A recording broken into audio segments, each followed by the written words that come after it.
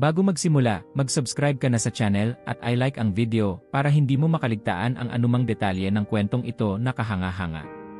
Noong unang panahon, sinabi ni Jesus na ang kanyang mensahe ay makarating sa lahat ng sulok ng mundo, kahit sa mga lugar kung saan ang kanyang pangalan ay ipinagbabawal. Sa gitna ng disyertong buhangin ng gitnang silangan, sa mga bansang puno ng mga pagbabawal, nagsisimula ang isang kwento ng mga panaginip at kababalaghan. Si Karim ay nakahiga sa kanyang kama isang tahimik na gabi, nang bigla siyang nagising mula sa isang panaginip.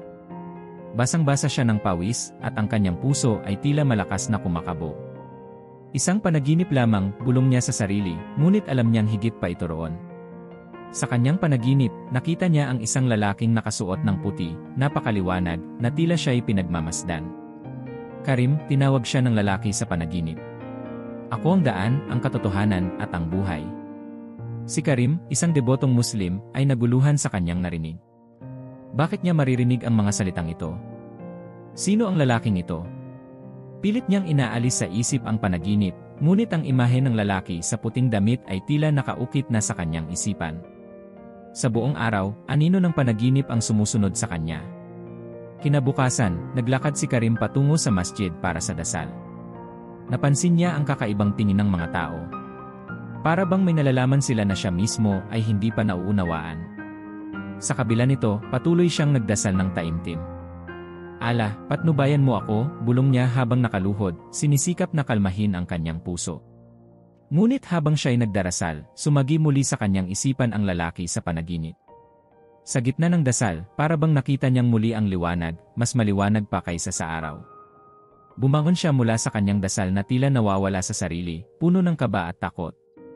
"Karim, anong nangyari sa'yo?" tanong ni Yusuf, ang matalik niyang kaibigan. "Wala ito, Yusuf," sagot ni Karim, pilit na itinatago ang kanyang pag-aalala. "Siguro pagod lang ako." Ngunit sa kalooban ni Karim, alam niyang hindi lamang pagod ang dahilan. May kung anong misteryo sa kanyang napanaginipan.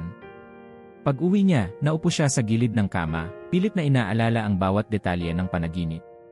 Tila naririnig niya ang boses na muli, "Huwag kang matakot, Karim. Ako'y nandito para sa'yo."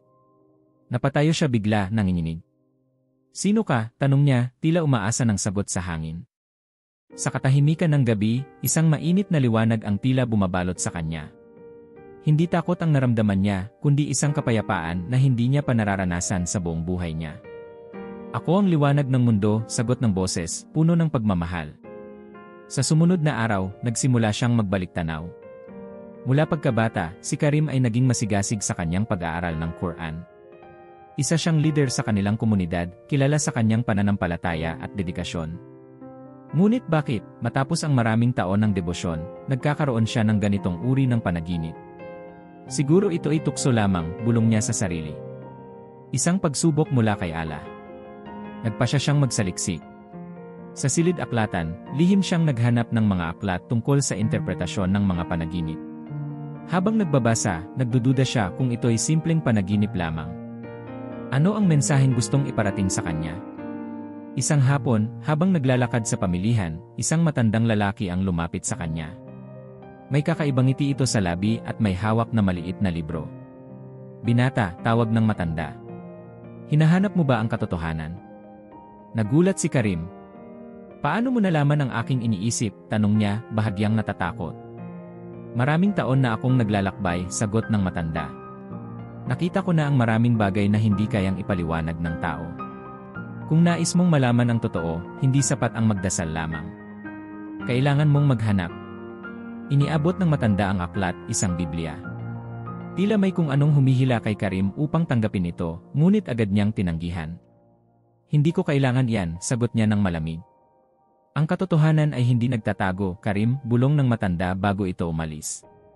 "Makikita mo ito kapag handa ka na." Pag-uwi ni Karim, muling sumagi sa kanyang isipan ang mga salitang narinig sa panaginip, "Ako ang daan, ang katotohanan, at ang buhay." Ang kanyang puso ay bumigat, tila may kung anong bumabalot sa kanyang kalooban na hindi niya maipaliwanag. Bakit tila ang mga salitang ito ay may kapangyarihang bumago sa kanyang nararamdaman? Naupo siya sa tabi ng kanyang kama, nag-iisip.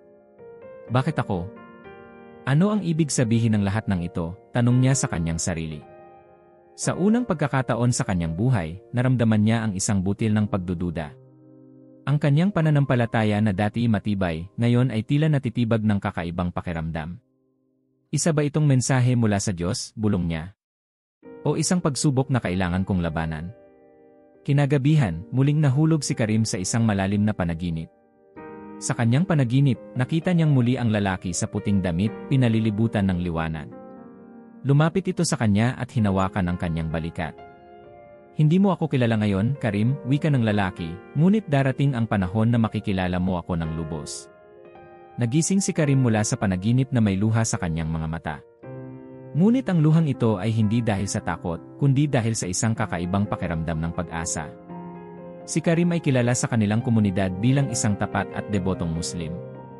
Mula sa murang edad, natutunan na niya ang mga aral ng Quran na nagsilbing gabay sa lahat ng aspeto ng kanyang buhay. Bilang isang leader ng kanilang lokal na masjid, marami ang humahanga sa kanyang dedikasyon at kaalaman sa relihiyon. Siya ay palaging nandyan para ipagtanggol ang Islam laban sa anumang kritisismo, at nag-aalay siya ng kanyang oras upang hikayatin ang iba na palalimin ang kanilang pananampalataya. Ngunit ang mga panaginip na kanyang naranasan kamakailan ay nagsisimula ng guluhin ang kanyang isip. Hindi ito normal, isip niya habang naglalakad patungo sa masjid. Habang dumadaloy ang init ng araw sa desyertong lupa, tila ba may mabigat na ulap na bumabalot sa kanyang isipan. Pumasok siya sa loob ng masjid at naupo sa harapan. Kasabay ng iba pang debotong mananampalataya, sinimulan nila ang dasal. Ngunit habang siya ay nagdarasal, sumagi sa kanyang isipan ang imahe ng lalaki sa kanyang panaginip, ang lalaking nakasuot ng puti, na puno ng liwanag. Bakit ako nagkakaroon ng ganitong mga panaginip? Tanong ni Karim sa sarili. Ako'y isang tagapagtanggol ng Islam. Hindi ako dapat nag-aalinlangan. Pagkatapos ng dasal, nilapitan siya ng isang matandang lalaki na kilala sa kanilang lugar bilang si Imam Khalid. Karim, may kailangan akong sabihin sa iyo, sabi ng imam na tila nag-aalala. Ano yon, Imam Khalid? Tanong ni Karim, nagtataka sa tono ng boses ng matanda. Narinig ko ang mga tao na pinag-uusapan ka, sagot ng imam. Sinasabi nilang may kakaibang pagbabago sa iyo nitong mga nakaraang araw. Totoo ba ito? Nagulat si Karim. Walang nagbago, imam, sagot niya, pilit na itinatago ang kanyang kaba. Ako pa rin ang parehong Karim na kilala nila. Ngumiti ang imam ng mahina. Karim, matagal na kitang kilala. Kung may problema ka, nandito ako para makinig. Pilit na umiti si Karim, ngunit alam niyang hindi niya maaaring ipagtapat ang kanyang nararanasan. Salamat, imam. Siguro ako'y pagod lang nitong mga nakaraang araw.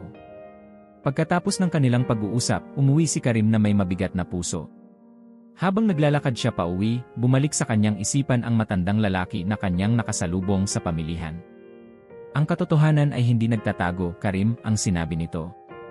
Parang may bigat ang mga salitang iyon na hindi niya maiwaksi. Sa gabing iyon, naupo si Karim sa kanyang silid, tahimik na nag-isip. Ano ang dapat kong gawin? Tanong niya sa sarili. Kinuha niya ang Quran at nagsimulang magbasa, ngunit tila hindi tumatalab ang mga salitang kanyang binibigkas. Para bang may hadlang sa pagitan niya at ng mga salitang iyon, isang hadlang na hindi niya maipaliwanag. Isang tunog ang umalingaw-ngaw mula sa labas, isang pagkatok sa pinto. Bumangon si Karim at binuksan ito. Nagulat siya nang makita si Yusuf, na halatang nagmamadali. Karim, kailangan mong makita ito, sabi ni Yusuf, hila-hila siya palabas. Ano ang nangyayari? Tanong ni Karim, habang sinusundan si Yusuf patungo sa gilid ng pamilihan. May isang grupo ng mga tao sa gitna ng pamilihan. May isang lalaki na nagkukwento tungkol kay Jesus, paliwanag ni Yusuf. Hindi ko alam kung saan siya nagmula, ngunit ang mga tao ay tila interesado. Nang marating nila ang lugar, nakita ni Karim ang lalaking nakatayo sa harapan ng isang maliit na grupo. Hawak nito ang isang aklat na tila lumang-luma na. Ang Biblia, bulong ni Karim sa sarili. Ang Diyos ay hindi limitado sa isang relihiyon lamang, sabi ng lalaki sa karamihan.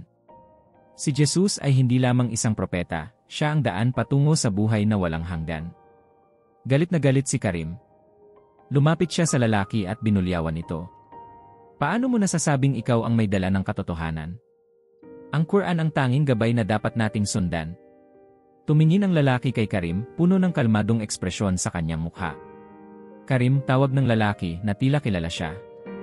Hindi ako nandito para makipagtalo. Nandito ako para magdala ng mensahe ng pagmamahal at kapayapaan. Ang Diyos ay kumikilos sa mga paraan na hindi natin laging nauunawaan. Hindi ko kailangan ng iyong mga salita, sagot ni Karim, nanginginig sa galit.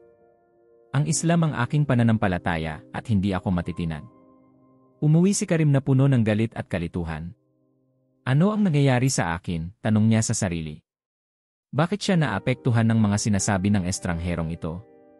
Bakit parang may kung anong humihila sa kanya patungo sa kakaibang mensaheng ito? Kinagabihan, muling nagkaroon ng panaginip si Karim. Sa kanyang panaginip, nakita niya ang parehong lalaking nakasuot ng puti, naglalakad sa tabi ng ilog. Lumapit siya at tinanong, "Sino ka?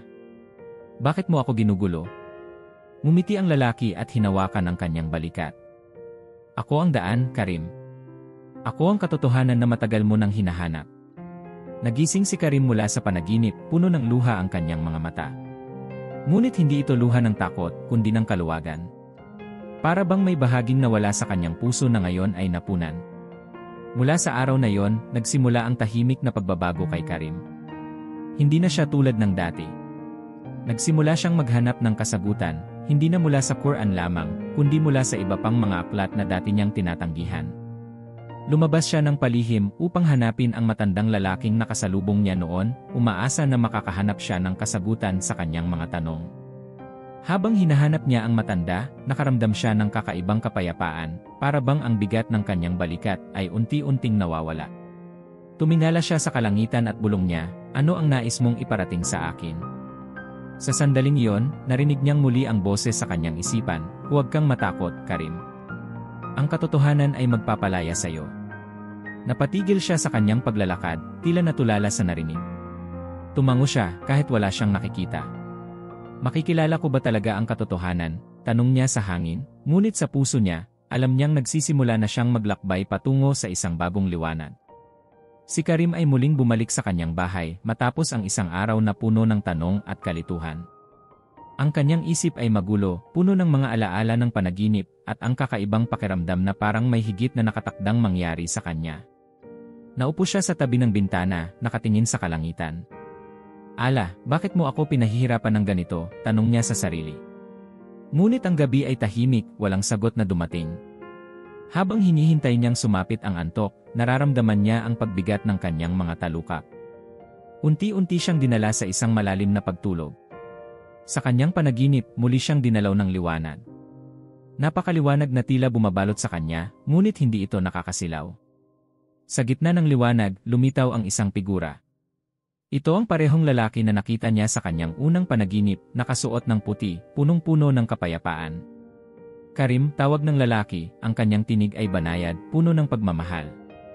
"Sino ka?" tanong ni Karim, puno ng pag-aalinlangan, ngunit tila umaasa na may sagot siyang makukuha sa pagkakataong ito. "Ako ang daan," sabi ng lalaki. "Ako ang katotohanan at ang buhay. Hindi mo ako kilala ngayon, ngunit darating ang panahon na makikilala mo ako ng lubos." Ang mga salita ng lalaki ay tila bumalot sa puso ni Karim. May kung anong kakaibang damdamin ang bumangon sa kanyang dibdib, hindi takot, kundi kapayapaan. "Bakit mo ako ginugulo? Ako'y isang Muslim. Alam mo ba kung anong panganib ang dala ng mga sinasabi mo?" Ngumiti lamang ang lalaki, tila walang bakas ng pangamba. "Karim, ang katotohanan ay higit pa sa relihiyon. Ito ay isang tawag mula sa puso, isang tawag na hindi mo maaaring labanan magpakailanman." Nagising si Karim mula sa panaginip na may luha sa kanyang mga mata. Hindi niya maintindihan ang nararamdaman niya. Parang may bato na tinanggal mula sa kanyang dibdib, isang bigat na hindi niya napansin noon na dala-dala niya pala. Bumangon siya at lumuhod sa tabi ng kama. Hindi niya alam kung kanino siya magdarasal, kay Allah o sa bagong figura na bumabagabag sa kanyang panaginip. "Allah, patawarin mo ako," bulong niya. "Kung ito'y isang pagsubok, tulungan mo akong malampasan ito." Ngunit habang nakaluhod siya sa dasal, muling pumasok sa kanyang isip ang mga salita, "Ako ang daan, ang katotohanan, at ang buhay." Ang kanyang puso ay tila bumigat muli. Paano niya mapipigilan ang pagdududa kung ang mismong kaluluwa niya ang tila bumubulong sa kanya na may higit pang dapat siyang malaman? Sa umagang iyon, lumabas si Karim sa kanyang bahay na tila ibang tao. Tahimik siyang naglakad patungo sa pamilihan, sinusubukang intindihin ang kanyang nararamdaman. Hindi niya maiwasang balikan ang mga panaginip at ang kakaibang figura na bumabagabag sa kanyang isipan. Sa gitna ng pamilihan, nakita niyang muli ang matandang lalaki na kanyang nakasalubong noon. Ang lalaki ay nakaupo sa gilid ng daan, may hawak na maliit na aklat na tila binabasa niya ng taimtim. "Binata," tawag ng matanda nang makita siyang lumapit. "Mukhang may bumabagabag sa'yo." Hindi agad nagsalita si Karim. Tiningnan niya ang matanda, sinusuri kung ito'y isang kaaway o kaibigan. "Bakit mo ako pinipilit na makinig sa'yo?" tanong niya. Ngumiti ang matanda at itinuro ang langit. "Hindi ako ang naghahanap sa'yo, Karim. Ikaw ang naghahanap ng katotohanan kahit hindi mo pa ito tanggapin." Napatigil si Karim, nag-iisip. Ano ang ibig mong sabihin? Kahit gaano ka katapat sa iyong relihiyon, alam mong may kulang, sagot ng matanda. Ang kulang na iyon ang nagpapadala sa iyo ng mga panaginip. Hindi ba't tila masyado silang tunay para sa mga simpleng imahinasyon lamang? "Hindi ko kailangan ng iyong paliwanag," sagot ni Karim, ngunit ang kanyang boses ay tila nag-aalinlangan. "Tanggapin mo ito," sabi ng matanda, iniabot muli ang maliit na aklat, ang Biblia. "Hindi ko sinasabing talikuran mo ang lahat ng iyong pinaniniwalaan. Basahin mo lamang ito at hayaan mong ang iyong puso ang magdesisyon." Sa pagkakataong ito, hindi nag-atubili si Karim. Kinuha niya ang aklat at mabilis na umalis, para bang takot siyang makitang may nagbigay sa kanya ng Biblia. Pagdating niya sa bahay, agad niyang isinara ang pinto at naupo sa sulok. Binuksan niya ang aklat sa unang pahina, nanginginig ang kanyang mga kamay. Sa simula, nilikha ng Diyos ang langit at ang lupa, binasa niya ng mabagal. Ang mga salita ay tila may kakaibang bigat, para bang may bumubulong sa kanya na magpatuloy sa pagbabasa. Sa gitna ng pagbabasa, muli niyang narinig ang boses mula sa kanyang panaginip, "Karim, huwag kang matakot. Ang katotohanan ay nasa iyong mga kamay." Napatigil siya, tumingin sa paligid. Walang tao sa kanyang paligid, ngunit ang boses ay napakalinaw. "Ano ang ibig sabihin nito?" tanong niya, puno ng pagkalito. Muling bumalik ang bigat sa kanyang dibdib. Napahawak siya sa kanyang ulo, tila may kung anong sumisikip sa kanyang isipan. "Hindi ito tama," bulong niya. "Ano itong nararamdaman ko?"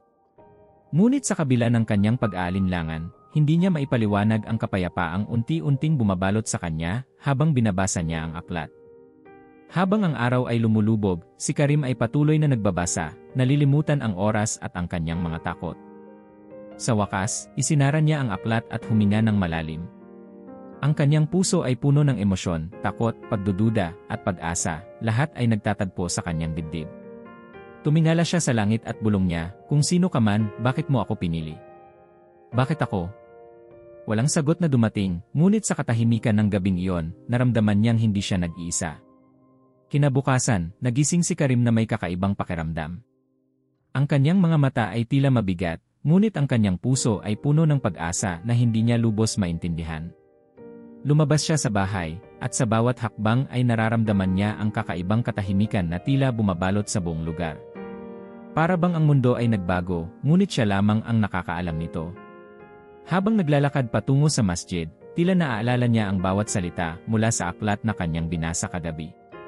Ang mga talata mula sa Biblia ay tila bumabalot sa kanyang isipan, para bang ang mga ito ay nagiging bahagi ng kanyang sarili. "Bakit ito nangyayari?" tanong niya sa sarili. "Ako'y isang Muslim. Hindi ko dapat nararamdaman ang ganito." Sa kalagitnaan ng dasal sa masjid, napatigil si Karim. Habang ang iba ay taimtim na nagdarasal, ang kanyang isip ay naglalakbay pabalik sa mga panaginip at sa mga salita ng lalaki sa puting damit. Tila may mga tanong na hindi maalis sa kanyang isipan. Pagkatapos ng dasal, nilapitan siya ng Imam Khalid. "Karim, napansin kong tila nawawala ka sa sarili nitong mga nakaraang araw. May problema ba?" tanong ng imam na puno ng pag-aalala. Napatingin si Karim sa imam, pilit na itinatago ang kanyang kalituhan. "Ako'y pagod lamang, imam," sagot niya. "Walang dapat ipag-alala." Ngumiti ang imam ng mahina. "Alam mo, Karim, minsan ang ating pananampalataya ay sinusubok sa mga paraang hindi natin inaasahan. Kung kailangan mong mag-usap, nandito lamang ako." Umiling si Karim at mabilis na umalis mula sa masjid. Habang naglalakad siya pabalik sa pamilihan, tila baga ang bawat tao ay nagmamasid sa kanya, parang alam nila ang kanyang lihim na kalituhan. Tumingin siya sa paligid, nag-aalalang baka may makapansin na kakaiba ang kanyang kinikilos. Nang marating niya ang gilid ng pamilihan, nakita niya si Yusuf, nakatayo sa tabi ng isang tindahan. Lumapit ito sa kanya at nagsimulang magsalita ng pabigla. Karim, napansin kong iba ka nitong mga nakaraang araw. Parang may bumabagabag sa'yo. Nagulat si Karim sa pagiging prangka ni Yusuf. Wala ito, Yusuf, sabi niya, pilit na ngumiti. Siguro ako'y pagod lang. Hinawakan ni Yusuf ang balikat ni Karim, na tila sinusubukang iparating ang kanyang pag-aalala. Hindi ko alam kung ano ang nangyayari sa'yo, Karim, pero kung may kailangan kang sabihin, nandito ako. Tahimik na tumango si Karim, ngunit sa loob-loob niya, alam niyang hindi pa siya handang magkwento. Paano niya ipapaliwanag ang mga panaginip? Ang mga boses na naririnig niya. Hindi ito simpleng pagod o hirap. Ito'y tila mas malalim, mas espiritual na uri ng kalituhan. Sa araw na yon, umuwi si Karim nang may mabigat na pakiramdam. Naupo siya sa kanyang maliit na silid at muling binuksan ang Biblia na ibinigay sa kanya ng matandang lalaki.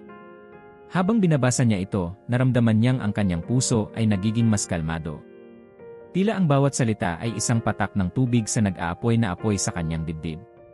Panginoon, bulong niya, hindi niya alam kung kanino siya nananalangin. Kung sino ka man, tulungan mo akong maintindihan ang lahat ng ito. Sa sandaling iyon, muling bumalik sa kanyang isipan ang imahe ng lalaki sa puting damit. Karim, narinig niya ang boses nito sa kanyang isipan. Hindi mo ako kilala, ngunit darating ang araw na makikilala mo ako ng lubos. Nagising si Karim mula sa kanyang pagninilay, tila gising sa isang bagong katotohanan. Paano niya ipapaliwanag ito sa kanyang sarili? Ang kanyang mundo ay tila nababaliktad, ngunit sa kabila ng kalituhan, nararamdaman niya ang isang kapayapaan na hindi niya maipaliwanag. Lumabas siya ng bahay upang maglakad-lakad. Habang naglalakad sa tahimik na kalye ng kanilang maliit na bayan, napansin niya ang isang batang babae na nakaupo sa tabi ng daan, umiiyak. Lumapit siya at tinanong, bakit ka umiiyak? Ang aking ama, sabi ng bata, siya ay may sakit at wala kaming pera para sa gamot. Napatingin si Karim sa batang babae. Sa kanyang puso, naramdaman niya ang kakaibang tawag. Para bang may bumulong sa kanya, tulungan mo siya. Kinuha niya ang natitirang pera sa kanyang bulsa at iniabot ito sa bata. Narito, gamitin mo ito para sa gamot, sabi niya. Ang bata ay tumingin sa kanya, puno ng pasasalamat. Salamat po, sabi ng bata, at mabilis na tumakbo patungo sa kanilang bahay. Habang tinitingnan ni Karim ang papalayong bata, naramdaman niyang may kakaibang kapayapaan na bumabalot sa kanya. Para bang ang kanyang simpleng pagkilos ng kabutihan ay nagdala ng kakaibang kaligayahan sa kanyang puso. Tumingala siya sa langit at bulong niya, ito ba ang daan na nais mong ipakita sa akin? Sa katahimikan ng gabing iyon, naramdaman niyang muli ang presensya ng lalaki sa kanyang panaginip. Karim, sabi ng boses, puno ng pagmamahal. Ang daan ay hindi laging madali, ngunit ito ang magpapalaya sa iyo. Nagising si Karim mula sa kanyang malalim na pagninilay. Ngayon ay alam niyang hindi na ito simpleng panaginip. Ito'y isang tawag na hindi niya maaaring labanan magpakailanman. Kinabukasan, nagising si Karim na tila ba may bagong liwanag sa kanyang mga mata. Ang kanyang buong pagkatao ay punong-puno ng pag-aalinlangan, ngunit ngayon, ang kanyang puso ay tila mas magaan. Hindi niya maipaliwanag ang pakiramdam na para bang unti-unting natatanggal ang bigat sa kanyang balikat. Naupo siya sa gilid ng kanyang kama, huminga ng malalim at nag-isip. Ito ba ang tamang landas? Tanong niya sa sarili. Nagdesisyon siyang pumunta sa masjid upang makipag-usap muli kay Imam Khalid. Nararamdaman niya na kailangan niyang maghanap ng sagot mula sa isang tao na kilala ang kanyang pinagdaraanan. Lumakad siya patungo sa masjid, ang bawat hakbang ay tila puno ng pag-aalinlangan at pag-asa. Nang dumating siya sa masjid, nakita niya si Imam Khalid na nakaupo sa harapan, nagbabasa ng Quran. Tila nababasa ng imam ang pag-aalinlangan sa mga mata ni Karim. Karim, halika, tawag ng imam, umiti ito ng banayad. May nais ka bang sabihin? Tumango si Karim, ngunit tila natitigilan siya, pilit na sinusubukang ipaliwanag ang kanyang nararamdaman. Imam, ako'y nalilito, simula niya. May mga panaginip akong nararanasan, at hindi ko alam kung ano ang ibig sabihin ng mga ito. Nagseryoso ang mukha ni Imam Khalid. Ano ang iyong napanaginipan, Karim? Marahil ito'y isang mensahe mula kay Allah. Huminga ng malalim si Karim at nagsimulang magkwento. May isang lalaki sa aking panaginip, suot niya ang puti at puno ng liwanag. Sinasabi niya sa akin na siya ang daan, ang katotohanan, at ang buhay. Tila nagulat ang imam sa kanyang narinig. Ang mga salitang iyon, Karim. Hindi iyan mula sa Quran. Alam mo ba kung kanino nagmula ang mga iyon? Hindi ko alam, sagot ni Karim, bagaman sa kanyang puso, alam niyang may ideya siya. Ngunit ang mga panaginip ay napakalinaw, para bang tunay na nangyayari. Karim, ang mga panaginip ay maaaring mensahe mula sa Diyos, sagot ng imam, nag-aalalang tumingin sa kanya. Ngunit kailangan mong maging maingat. Baka ito'y isang pagsubok sa iyong pananampalataya. Umiling si Karim. Hindi ito parang pagsubok, imam. Ito'y parang tawag, isang tawag na hindi ko kayang labanan. Napatigil si Imam Khalid, tila hindi alam ang sasabihin. Kung gayon, Karim, magdasal ka ng taimtim. Humingi ka ng patnubay kay Allah. Siya lamang ang makakapagbigay ng sagot. Nagpasalamat si Karim at umalis sa masjid. Ngunit habang naglalakad siya pauwi, alam niyang ang sagot ay hindi niya makikita sa dasal na yon. Sa loob ng kanyang dibdib, nararamdaman niyang may ibang tinig na tumatawag sa kanya, isang tinig na hindi niya maaaring baliwalain. Sa kalagitnaan ng kanyang paglalakad, nakita niya muli ang matandang lalaki na kanyang nakasalubong noon. Ngayon, ang matanda ay nakaupo sa lilim ng isang puno, tila may hinihintay. Lumapit si Karim at bago pa siya makapagsalita, nagsalita ang matanda. Ikaw ay handa na, Karim, sabi ng matanda, ang kanyang tinig ay puno ng kabaitan. Napatigil si Karim. Paano mo nalalaman ang tungkol sa akin? Tanong niya. Ngumiti ang matanda. Hindi ako ang nagpadala sa iyo rito, Karim. Ikaw ang naghanap sa akin. Alam mo na sa iyong puso kung sino ang tumatawag sa iyo. Napaupo si Karim sa tabi ng matanda. Bakit ako? Tanong niya. Bakit ako ang pinili? Ang katotohanan ay dumarating sa atin sa mga paraang hindi natin laging inaasahan, sagot ng matanda. Ngunit ang tanong ay hindi kung bakit ikaw, kundi kung handa ka bang tanggapin ito. Tumingala si Karim sa langit, at para sa unang pagkakataon, naramdaman niya ang isang malalim na kapayapaan. Kung ito man ang daan, handa akong tahakin ito, bulong niya. Iniabot muli ng matanda ang Biblia kay Karim, at sa pagkakataong ito, walang pag-aalinlangan siyang tinanggap ito. Basahin mo ito ng may bukas na puso, sabi ng matanda. Ang mga sagot na hinahanap mo ay naririto. Umuwi si Karim ng may bagong pag-asa sa kanyang puso. Nang nasa kanyang silid na siya, binuksan niya ang Biblia at nagsimulang magbasa. Habang binabasa niya ang mga salita, tila may kakaibang init na bumabalot sa kanyang kaluluwa. Ang bawat talata ay parang tinig na bumubulong sa kanyang puso, nagbibigay sa kanya ng kapayapaan na hindi niya naranasan noon. Panginoon, kung ito ang iyong daan, ipakita mo sa akin ang katotohanan, bulong niya habang tahimik na nagbabasa. Nagpatuloy siyang magbasa hanggang sa ang mga mata niya ay maglabo, ngunit hindi siya mapakali. Tila ang kanyang kaluluwa ay nagising at hindi niya maiwasang umiyak. Ito ba ang katotohanan na matagal ko nang hinahanap? Tanong niya sa hangin, ngunit sa puso niya, alam niya ang sagot. Kinagabihan, habang siya'y natutulog, muling bumalik ang panaginip. Sa pagkakataong ito, nakita niya ang lalaki sa puting damit na nakatayo sa gitna ng isang malawak na parang. Lumapit siya, nanginginig, ngunit hindi sa takot, kundi sa isang pag-asang hindi niya maipaliwanag. Karim, tawag ng lalaki. Huwag kang matakot. Ang lahat ng ito ay bahagi ng plano para sa iyo. Ako ang daan na matagal mo nang hinahanap. Nagising si Karim na may luha sa kanyang mga mata. Hindi na ito mga luha ng pag-aalinlangan, kundi mga luha ng pagtanggap. Tumayo siya at lumuhod sa tabi ng kanyang kama. Panginoon, bulong niya, ako'y sumasagot sa iyong tawag. Gagawin ko ang iyong kalooban. Sa unang pagkakataon sa kanyang buhay, naramdaman niyang tunay na malaya siya. Ang umaga ay tila tahimik sa maliit na bayan kung saan nakatira si Karim, ngunit sa kanyang puso, tila isang bagyong nagngangalit. Pagkatapos ng mga panaginip na tila bangungot ngunit puno ng kapayapaan, siya'y hindi na tulad ng dati. Isang bagong Karim ang bumangon mula sa kama, hindi na lamang isang debotong Muslim, kundi isang taong nagsisimulang tahakin ang isang landas na hindi niya kailanman inakalang tatahakin niya. Naglakad si Karim patungo sa pamilihan, tila baga ang bawat hakbang ay may bigat na hindi nakikita. Ang kanyang isipan ay abala sa mga alaala ng lalaki sa puting damit, ang liwanag na tila bumabalot sa kanyang kaluluwa, at ang mga salitang bumubulong sa kanyang puso. Ako ang daan, ang katotohanan, at ang buhay. Ang mga salitang ito ay patuloy na umuugong sa kanyang isipan, parang tugtog na hindi niya kayang tanggalin. Sa pamilihan, muling nakasalubong ni Karim si Yusuf, ang kanyang matalik na kaibigan.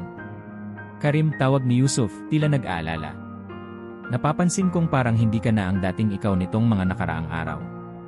Anong nangyayari sa'yo? Napahinto si Karim, nag-iisip kung dapat ba niyang ipagtapat ang kanyang nararamdaman. Ngunit alam niyang hindi pa ito ang tamang oras. Wala ito, Yusuf, sagot niya. Maraming iniisip lamang.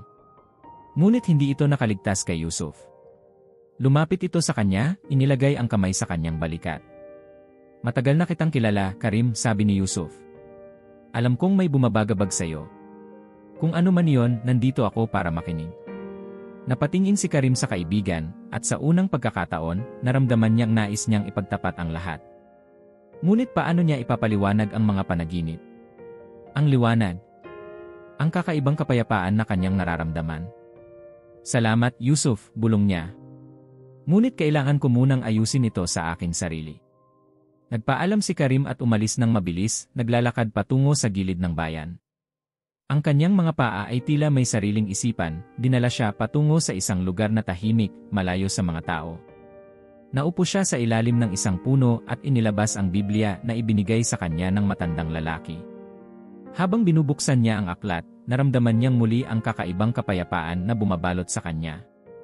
Ang bawat pahina ay tila puno ng liwanag, at habang binabasa niya ito, ang kanyang mga mata ay tila nagliliwanag.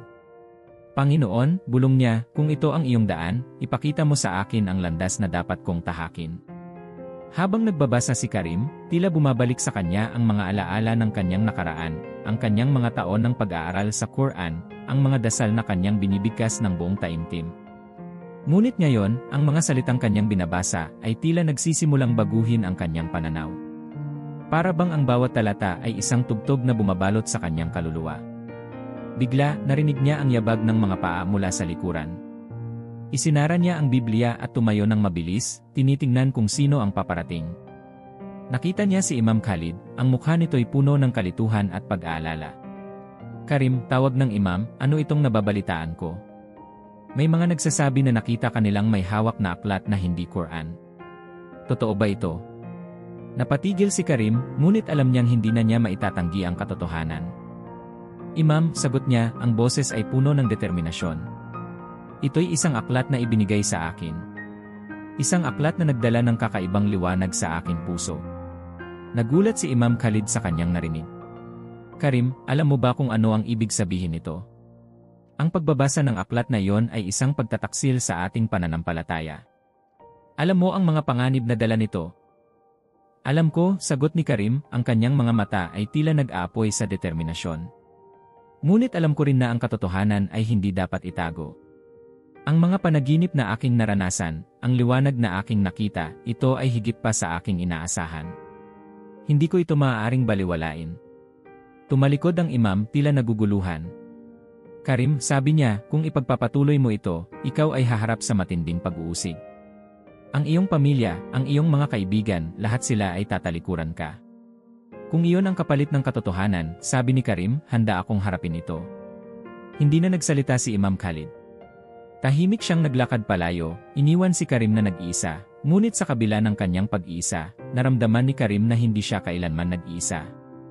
Ang liwanag na kanyang nakita sa panaginip ay tila nagiging bahagi na ng kanyang buhay, at alam niyang ito'y hindi basta-bastang lilipas. Sa sumunod na mga araw, nagsimulang kumalat ang balita sa kanilang komunidad. Narinig mo ba ang tungkol kay Karim? Tanong ng isang babae sa kanyang kaibigan habang namimili sa pamilihan. Sinasabi nila na siya ay nagbabasa ng Biblia. Hindi ba't isang pagtataksil iyon? Sagot ng kaibigan, ang buong bayan ay nag-uusap tungkol dito. Paano niya magagawang talikuran ang kanyang pananampalataya? Naramdaman ni Karim ang mga mata ng kanyang mga kababayan na tila baga sumusunod sa kanya saan man siya magpunta. Ngunit hindi siya natinag. Alam niyang ang kanyang pinagdaraanan ay bahagi ng landas na kanyang pinili.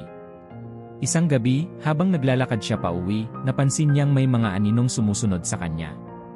Huminto siya at tumingin sa paligid. Sino kayo? Tanong niya ng malakas, ngunit walang sumagot. Biglang lumabas mula sa dilim ang tatlong lalaki, ang mga mukha nila'y puno ng galit.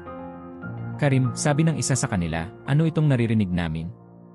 Talaga bang iniwan mo na ang Islam?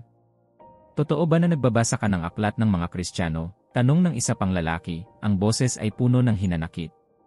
Tumango si Karim, ang kanyang puso ay puno ng kaba, ngunit ang kanyang boses ay matatag.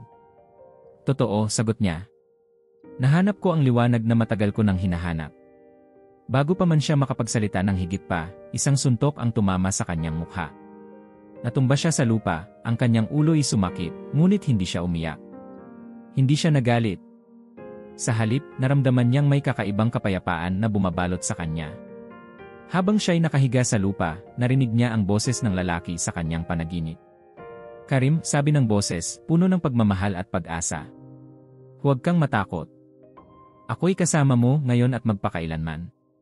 Napatayo siya ng dahan-dahan, ang kanyang mukha ay puno ng dugo, ngunit ang kanyang mga mata ay puno ng liwanag. Hindi niyo mauunawaan ang aking pinagdaraanan, sabi niya sa mga lalaki, ngunit balang araw, mauunawaan niyo. Iniwan siya ng mga lalaki, naguguluhan at tila baga natakot sa kakaibang kapayapaang nakita nila sa mga mata ni Karim. Naglakad siya pa uwi, bawat hakbang ay puno ng sakit, ngunit sa kanyang puso, naramdaman niya ang isang kakaibang kasiyahan. Alam niyang siya ay handa nang harapin ang anumang pagsubok, dahil natagpuan na niya ang katotohanang matagal na niyang hinahanap. Pagdating niya sa bahay, naupo siya sa tabi ng kanyang kama, inilabas ang Biblia, at tahimik na nagdasal. Panginoon, bulong niya, salamat sa paggabay mo sa akin. Ano man ang mangyari, alam kong ikaw ang daan, ang katotohanan, at ang buhay. Nagising si Karim kinabukasan na may bagong pag-asa sa kanyang puso. Ang kanyang paglalakbay ay nagsisimula pa lamang, ngunit alam niyang hindi siya kailanman nag-iisa. Isang buwan na ang nakalipas mula nang si Karim ay nagsimulang tahakin ang bagong landas na ipinakita sa kanyang mga panaginip. Ang kanyang buhay ay hindi na katulad ng dati. Ang kanyang komunidad, na dati puno ng respeto at paghanga para sa kanya, ay unti-unti nang tumalikod. Ang dating tahimik na bayan ay naging isang lugar ng pag-aalinlangan at pag-uusig para sa kanya. Nagdesisyon si Karim na maglakbay palayo sa kanyang bayan upang maghanap ng mga kasagutan sa kanyang puso. Ang kanyang paglalakbay ay nagdala sa kanya sa isang lugar na puno ng gulo, ang Gaza Strip. Dito, sa gitna ng mga digmaan at hidwaan, naramdaman ni Karim na may kakaibang tawag na pumupukaw sa kanya. Ito ba ang lugar kung saan nais mo akong magpunta, Panginoon? Tanong niya sa hangin, habang tinitingnan ang sirang mga gusali at ang mga taong nagtatago sa takot. Habang naglalakad siya sa makikitid na daanan ng Gaza, napansin niyang marami sa mga tao ang may takot sa kanilang mga mata. Ang tunog ng mga pagsabog at putok ng baril ay tila musika na sa kanilang mga tainga, isang nakakatakot na bahagi ng kanilang pang-araw-araw na buhay. Ngunit sa kabila ng lahat ng ito, naramdaman ni Karim ang presensya ng kapayapaan na bumabalot sa kanya.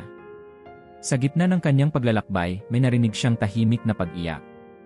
Sinundan niya ang tunog hanggang sa marating niya ang isang maliit na silid, halos wasak na ng digmaan. Sa loob, nakita niya ang isang grupo ng mga kababaihan na nagtitipon, umiiyak at nagdarasal. Sa kanilang gitna ay isang batang babae, nakaluhod, umiiyak ng tahimik. Lumapit si Karim, dahan-dahan, at tinanong ang isa sa mga babae, ano ang nangyayari rito? Tumingin ang babae sa kanya, puno ng luha ang mga mata. Ang batang ito, sabi niya, siya ay may napanaginipan na kakaiba.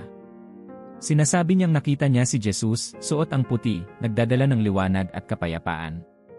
Nagulat si Karim sa kanyang narinig. Ano ang sinabi niya sa kanyang panaginip? Tanong niya, nag-aalala ngunit puno ng pag-asa.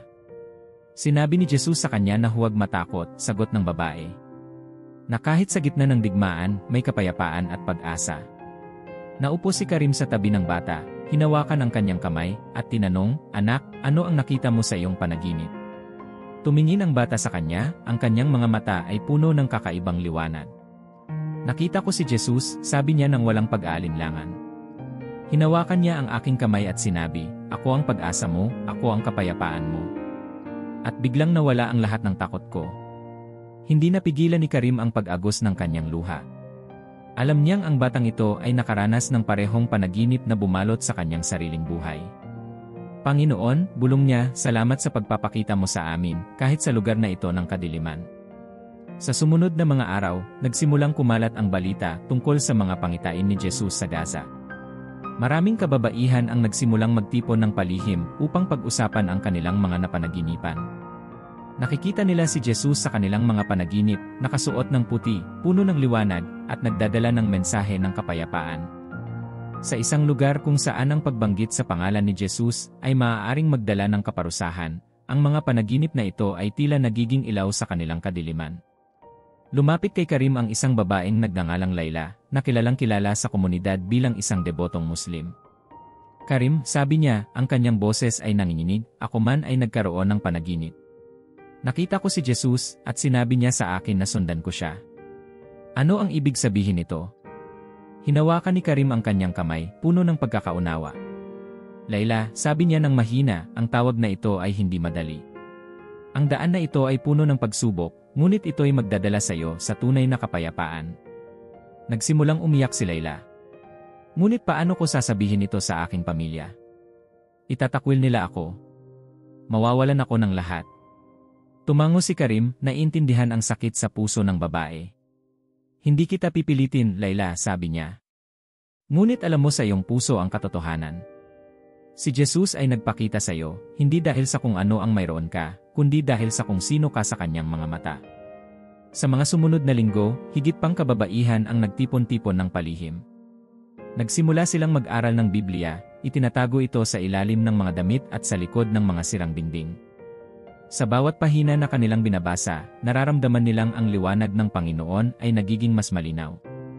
Ang digmaan sa labas ay patuloy, ngunit sa kanilang puso, nararamdaman nila ang isang kapayapaan na hindi maipaliwanag. Isang gabi, habang nagtitipon ang grupo sa isang maliit na silid, narinig nila ang malakas na pagkatok sa pinto. Nagkatinginan silang lahat, puno ng takot. Sino kaya yon? Bulong ng isa sa kanila. Lumapit si Karim sa pinto at dahan-dahang binuksan ito. Nakita niya ang isang sundalo, ang mukha nito'y puno ng seryosong ekspresyon. Ano ang ginagawa ninyo rito? Tanong ng sundalo, ang boses nito'y malamig. Tumayo si Karim ng matatag. Nagbabasa kami ng mga salita ng Diyos, sagot niya, hindi ipinapakita ang takot sa kanyang boses. Tiningnan sila ng sundalo, ang kanyang mga mata ay tila nagbabago. Ang ginagawa ninyo ay mapanganib, sabi niya. Kung malaman ng mga pinuno, maaaring lahat kayo ay makulong. Ngumiti si Karim at sa kanyang mga mata ay nakita ng sundalo ang isang kakaibang liwanag. Alam namin ang panganib, sabi ni Karim. Ngunit mas malaki ang aming pananampalataya kaysa sa aming takot. Tahimik na tumango ang sundalo at naglakad palayo. Nang isara ni Karim ang pinto, ang buong grupo ay tahimik na nagdasal, nagpapasalamat sa kaligtasang ipinagkaloob sa kanila. Sa mga sumunod na buwan, ang mga pangitain ni Jesus ay patuloy na dumadalaw sa mga kababaihan ng Gaza. Ang kanilang maliit na grupo ay lumaki, at ang kanilang pananampalataya ay lumalim kahit sa gitna ng pag-uusig. Si Karim ay naging leader nila, tahimik ngunit matatag, itinuturo sa kanila ang mga salita mula sa Biblia. Isang araw, habang sila'y nagtitipon, sinabi ni Layla, Karim, alam mo ba na ang mga pangarap na ito ang nagligtas sa akin mula sa kawalan ng pag-asa? Ang kapayapaan na nararamdaman ko ngayon ay higit pa sa kahit anumang naranasan ko noon. Hinawakan ni Karim ang kanyang kamay at mumiti. Iyan ang himala ng pananampalataya, sabi niya. Kahit sa gitna ng digmaan, natagpuan natin ang liwanag ng Panginoon. Nagpatuloy silang magdasal ng magkasama, at sa kanilang puso, alam nilang natagpuan nila ang tunay na kahulugan ng kapayapaan. Sa bawat araw na lumilipas, lalong lumalalim ang pananampalataya ni Karim. Ang kanyang buhay ay tila nabago mula sa ugat, ngunit alam niya na ang kanyang paglalakbay ay hindi pa tapos. Sa gitna ng kanyang pakikibaka, naririnig niya ang mga balita mula sa iba't ibang bahagi ng gitnang silangan, mga kwento ng mga panaginip at pangitain na tila dumadalaw sa mga Muslim na nasa ilalim ng mahigpit na batas. At sa bawat kwento, ang pangalan ni Pastor Lazarus ay palaging binabanggit. Si Pastor Lazarus ay kilala bilang isa sa mga lihim na lider ng kilusang Kristiyano sa Iran, isang bansa kung saan ang pagpapalaganap ng ebanghelyo ay mahigpit na ipinagbabawal. Nagsimula siyang kilalanin sa ilalim ng lupa matapos ang sunod-sunod na mga panaginip kung saan nagpakita si Jesus sa kanya. Isang dating debotong Muslim, si Lazarus ay isa sa mga pinakarespetadong leader sa kanilang komunidad, ngunit ang kanyang mundo ay nabaligtad nang magsimula siyang makita si Jesus sa kanyang mga panaginip. Nang unang lumitaw si Jesus sa kanyang panaginip, si Lazarus ay nalilito, tulad ni Karim. Sa kanyang panaginip, nakita niya si Jesus na nakasuot ng puti, puno ng liwanag at kapayapaan. Lazarus, tawag ni Jesus sa kanya. Hinahanap mo ako, ngunit ako'y matagal nang narito, naghihintay para sa iyo. Nagising si Lazarus mula sa panaginip na puno ng pagkalito. Panginoon, bulong niya sa sarili. Ako ba'y tinatawag mo? Habang lumilipas ang mga araw, ang mga panaginip ay patuloy na dumadalaw kay Lazarus, bawat isa ay mas malinaw kaysa sa huli. Sa bawat panaginip, ang mukha ni Jesus ay tila mas maliwanag, at ang kanyang tinig ay tila mas mapagmahal. Ako ang iyong daan, Lazarus, sabi ni Jesus sa isa sa kanyang mga panaginip. Huwag kang matakot. Ako ang katotohanan na matagal mo nang hinahanap. Sa mga sumunod na buwan, nagsimula si Lazarus na maghanap ng kasagutan. Kinuha niya ang lahat ng kanyang ipon at lihim na bumili ng isang Biblia. Sa kanyang silid, sa gitna ng gabi, sinimulan niyang basahin ang mga salita ni Jesus, at ang kanyang puso ay napuno ng kakaibang kapayapaan. Ito ang daan, bulong niya sa sarili, habang tumutulo ang kanyang luha. Ito ang katotohanang matagal ko nang hinahanap. Ngunit ang pagtanggap sa bagong pananampalataya ay hindi naging madali para kay Lazarus. Ang kanyang pamilya, mga kaibigan, at ang buong komunidad ay tumalikod sa kanya nang malaman nila ang kanyang pagbabalik loob sa Kristyanismo. Isang gabi, habang siya ay nagdarasal sa kanyang silid, narinig niya ang malakas na pagkatok sa kanyang pinto. Tumayo siya ng may kaba, alam niyang maaaring ito na ang oras ng kanyang pag-uusig. Binuksan niya ang pinto at nakita niya ang dalawang lalaking nakasuot ng itim, may seryosong ekspresyon sa kanilang mukha. Lazarus, sabi ng isa sa kanila, alam naming iniwan mo na ang Islam. Alam mo ang ibig sabihin nito. Tumingin si Lazarus sa kanila, ang kanyang puso ay puno ng tapang at determinasyon. Sabi niya, natagpuan ko na ang liwanag ng katotohanan. Hindi ko na ito maaaring itanggi. Walang sinayang na oras ang mga lalaki. Hinila nila si Lazarus palabas ng bahay at dinala siya sa isang madilim na silid, malayo sa kanilang komunidad. Bibigyan ka namin ng isang pagkakataon, sabi ng isa sa kanila. Iwanan mo ang iyong bagong pananampalataya at bumalik ka sa Islam, at ikaw ay aming pakakawalan. Ngumiti si Lazarus, kahit papuno ng pasa ang kanyang mukha. Ang katotohanan ay hindi na maitatago, sabi niya. Si Jesus ang daan, ang katotohanan, at ang buhay. Hindi ko siya maaaring itanggi. Galit na galit ang mga lalaki. Pinahirapan nila si Lazarus sa buong magdamag, ngunit sa kabila ng sakit, hindi siya nagreklamo. Sa bawat hampas, nagdarasal siya ng tahimik, humihiling ng kalakasan mula sa Panginoon. Panginoon, bulong niya sa kanyang sarili, bigyan mo ako ng lakas na ipaglaban ang iyong pangalan. Kinabukasan, iniwan siya ng mga lalaki sa gilid ng daan, iniisip na siya ay mawawala na lamang tulad ng iba pang mga nagbalik loob. Ngunit nagkamali sila. Bumangon si Lazarus, kahit pa ang kanyang buong katawan ay puno ng sugat, at naglakad pabalik sa kanyang tahanan. Alam niyang hindi ito ang katapusan ng kanyang laban. Alam niyang may mas malaking misyon siyang dapat tuparin. Pagbalik niya sa kanyang komunidad, nagulat ang mga tao na makita siyang buhay. Lazarus, sabi ng isa sa kanila, paano mo ito nakayanan? Bakit hindi mo iniwan ang iyong bagong pananampalataya? Ngumiti si Lazarus, ang kanyang mga mata ay puno ng liwanag. Ang aking pananampalataya kay Jesus ay ang aking kalakasan, sabi niya. Siya ang nagbigay sa akin ng tapang na ito. Mula noon, nagsimulang magtipon ang mga taong lihim na nagnanais makilala si Jesus. Si Lazarus ay naging isang leader sa ilalim ng lupa, itinuturo ang mga salita ni Jesus sa mga naghahanap ng katotohanan. Nag-aral sila ng Biblia ng palihim, nagtitipon sa mga madilim na sulok ng kanilang bayan, kung saan ang mga mata ng gobyerno ay hindi makakarating. Isang araw, habang nagtitipon ang grupo sa isang lihim na silid, sinabi ni Lazarus, alam ko na marami sa inyo ang natatakot. Alam ko na ang pag-uusig ay bahagi ng ating landas. Ngunit tandaan niyo, si Jesus ay kasama natin, ngayon at magpakailanman. Ang mga tao ay tumingin sa kanya, puno ng pag-asa. Hindi tayo nag-iisa, sabi ng isa sa mga kababaihan. Si Jesus ay nagpapakita sa atin sa ating mga panaginip, nagbibigay sa atin ng liwanag sa gitna ng kadiliman. Ngumiti si Lazarus, puno ng pagmamalaki sa kanilang pananampalataya. Iyan ang himala ng Panginoon, sabi niya. Sa kabila ng lahat ng pagsubok, natagpuan natin ang tunay na liwanag. Sa mga sumunod na buwan, ang lihim na kilusan ni Lazarus ay lalong lumago. Maraming mga Muslim sa kanilang komunidad ang nagsimulang managinip ng mga kakaibang panaginip, mga pangitain ni Jesus na nagdadala ng kapayapaan at pag-asa. Ang kanilang komunidad ay unti-unting nabago, hindi sa pamamagitan ng dahas o puwersa, kundi sa pamamagitan ng tahimik na kapangyarihan ng pananampalataya. Isang gabi, habang nagdarasal si Lazarus, narinig niya ang boses ni Jesus sa kanyang isipan. "Lazarus," sabi ni Jesus, "naging tapat ka sa akin. Patuloy kang magtiwala sapagkat ang iyong gawain ay magbubunga ng higit pa sa iyong inaasahan." Nagising si Lazarus mula sa kanyang pagninilay na may luha sa kanyang mga mata. "Panginoon," bulong niya, "salamat sa iyong gabay. Ano man ang mangyari, handa akong sundan ka hanggang sa wakas." Sa bawat araw na lumilipas, ang kilusan ni Pastor Lazarus ay patuloy na lumalawak, tahimik ngunit malakas. Ang liwanag ng kanilang pananampalataya ay nagningning sa gitna ng kadiliman, nagdadala ng bagong pag-asa sa isang lugar kung saan tila wala ng pag-asa. At sa puso ni Lazarus, alam niyang ito pa lamang ang simula ng isang mas malaking himala na darating. Habang lumalago ang lihim na kilusan sa ilalim ng pangangalaga ni Pastor Lazarus, lumalim ang pananampalataya ng mga bagong mananampalataya.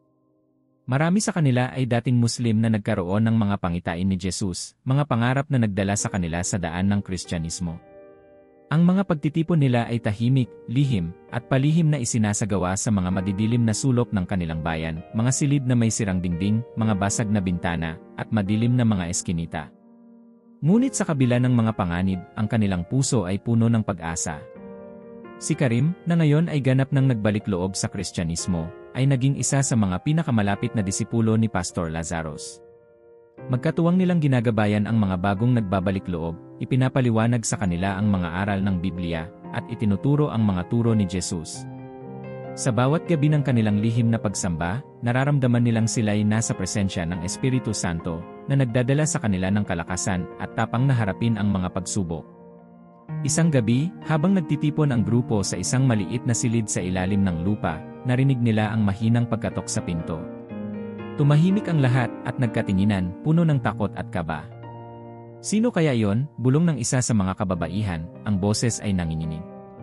Tumayo si Karim at lumapit sa pinto. "Huwag kayong mag-alala," bulong niya sa iba, "ako ang titingin."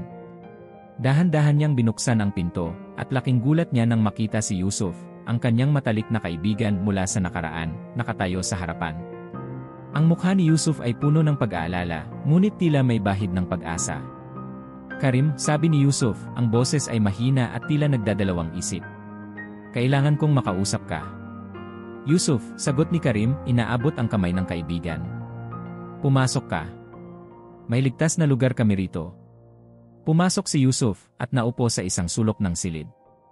Ang iba sa grupo ay tahimik na nagmamasid, hindi alam kung paano tatanggapin ang bagong dating. Ngunit mumiti si Pastor Lazarus, iniabot ang kamay kay Yusuf. "Maligayang pagdating, kapatid," sabi niya. "Huwag kang matakot. Lahat tayo rito ay naghanap ng liwanag sa gitna ng kadiliman." Nagulat si Yusuf sa kanyang narinig. "Hindi ko alam kung bakit ako narito," sabi niya, nanginginig ang boses. "Ngunit sa mga nakaraang gabi, nagkaroon ako ng kakaibang mga panaginip. Nakita ko si Jesus, nakasuot ng puti, at sinabi niya sa akin na sundan ko siya. Hindi ko na alam kung ano ang paniniwalaan ko." Nagkatinginan sina Karim at Pastor Lazarus, parehong natutunaw ang kanilang puso sa sinabi ng kaibigan. "Yusuf," sabi ni Karim, hinawakan ang balikat ng kaibigan. "Hindi ko inaasahan na magkikita tayo muli sa ganitong pagkakataon. Ngunit alam kong ito ay bahagi ng plano ng Panginoon." Tumulo ang luha ni Yusuf. "Karim, natatakot ako," sabi niya. "Kung malaman ng aking pamilya na narito ako, maaaring itakwil nila ako. Mawawalan ako ng lahat." Tumayo si Pastor Lazarus, ang kanyang presensya ay puno ng kalmadong kapangyarihan. "Yusuf," sabi niya, "lahat tayo rito ay nawalan ng kung ano para sundan si Jesus. Ngunit natagpuan natin ang isang bagay na higit pa sa anumang kayamanan sa mundong ito, ang kapayapaan na nagmumula sa Kanya." Nagsimulang umiyak si Yusuf, ngunit ito'y mga luha ng kaluwagan. "Gusto kong malaman ang higit pa tungkol kay Jesus," sabi niya. "Tulungan niyo akong maintindihan kung bakit siya nagpakita sa akin." Ngumiti si Karim at binuksan niya ang Biblia sa harapan ni Yusuf.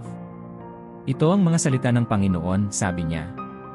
"Basahin mo at hayaan mong ang kanyang espiritu ang magbigay sa iyo ng kasagutan." Sa mga sumunod na oras, ang maliit na grupo ay nag-aral ng Biblia ng may buong puso. Nagbasa sila ng mga talata tungkol sa pagmamahal, kapatawaran, at kaligtasan, at habang nagbabasa sila, naramdaman nilang ang kanilang mga puso ay nagiging mas magaan.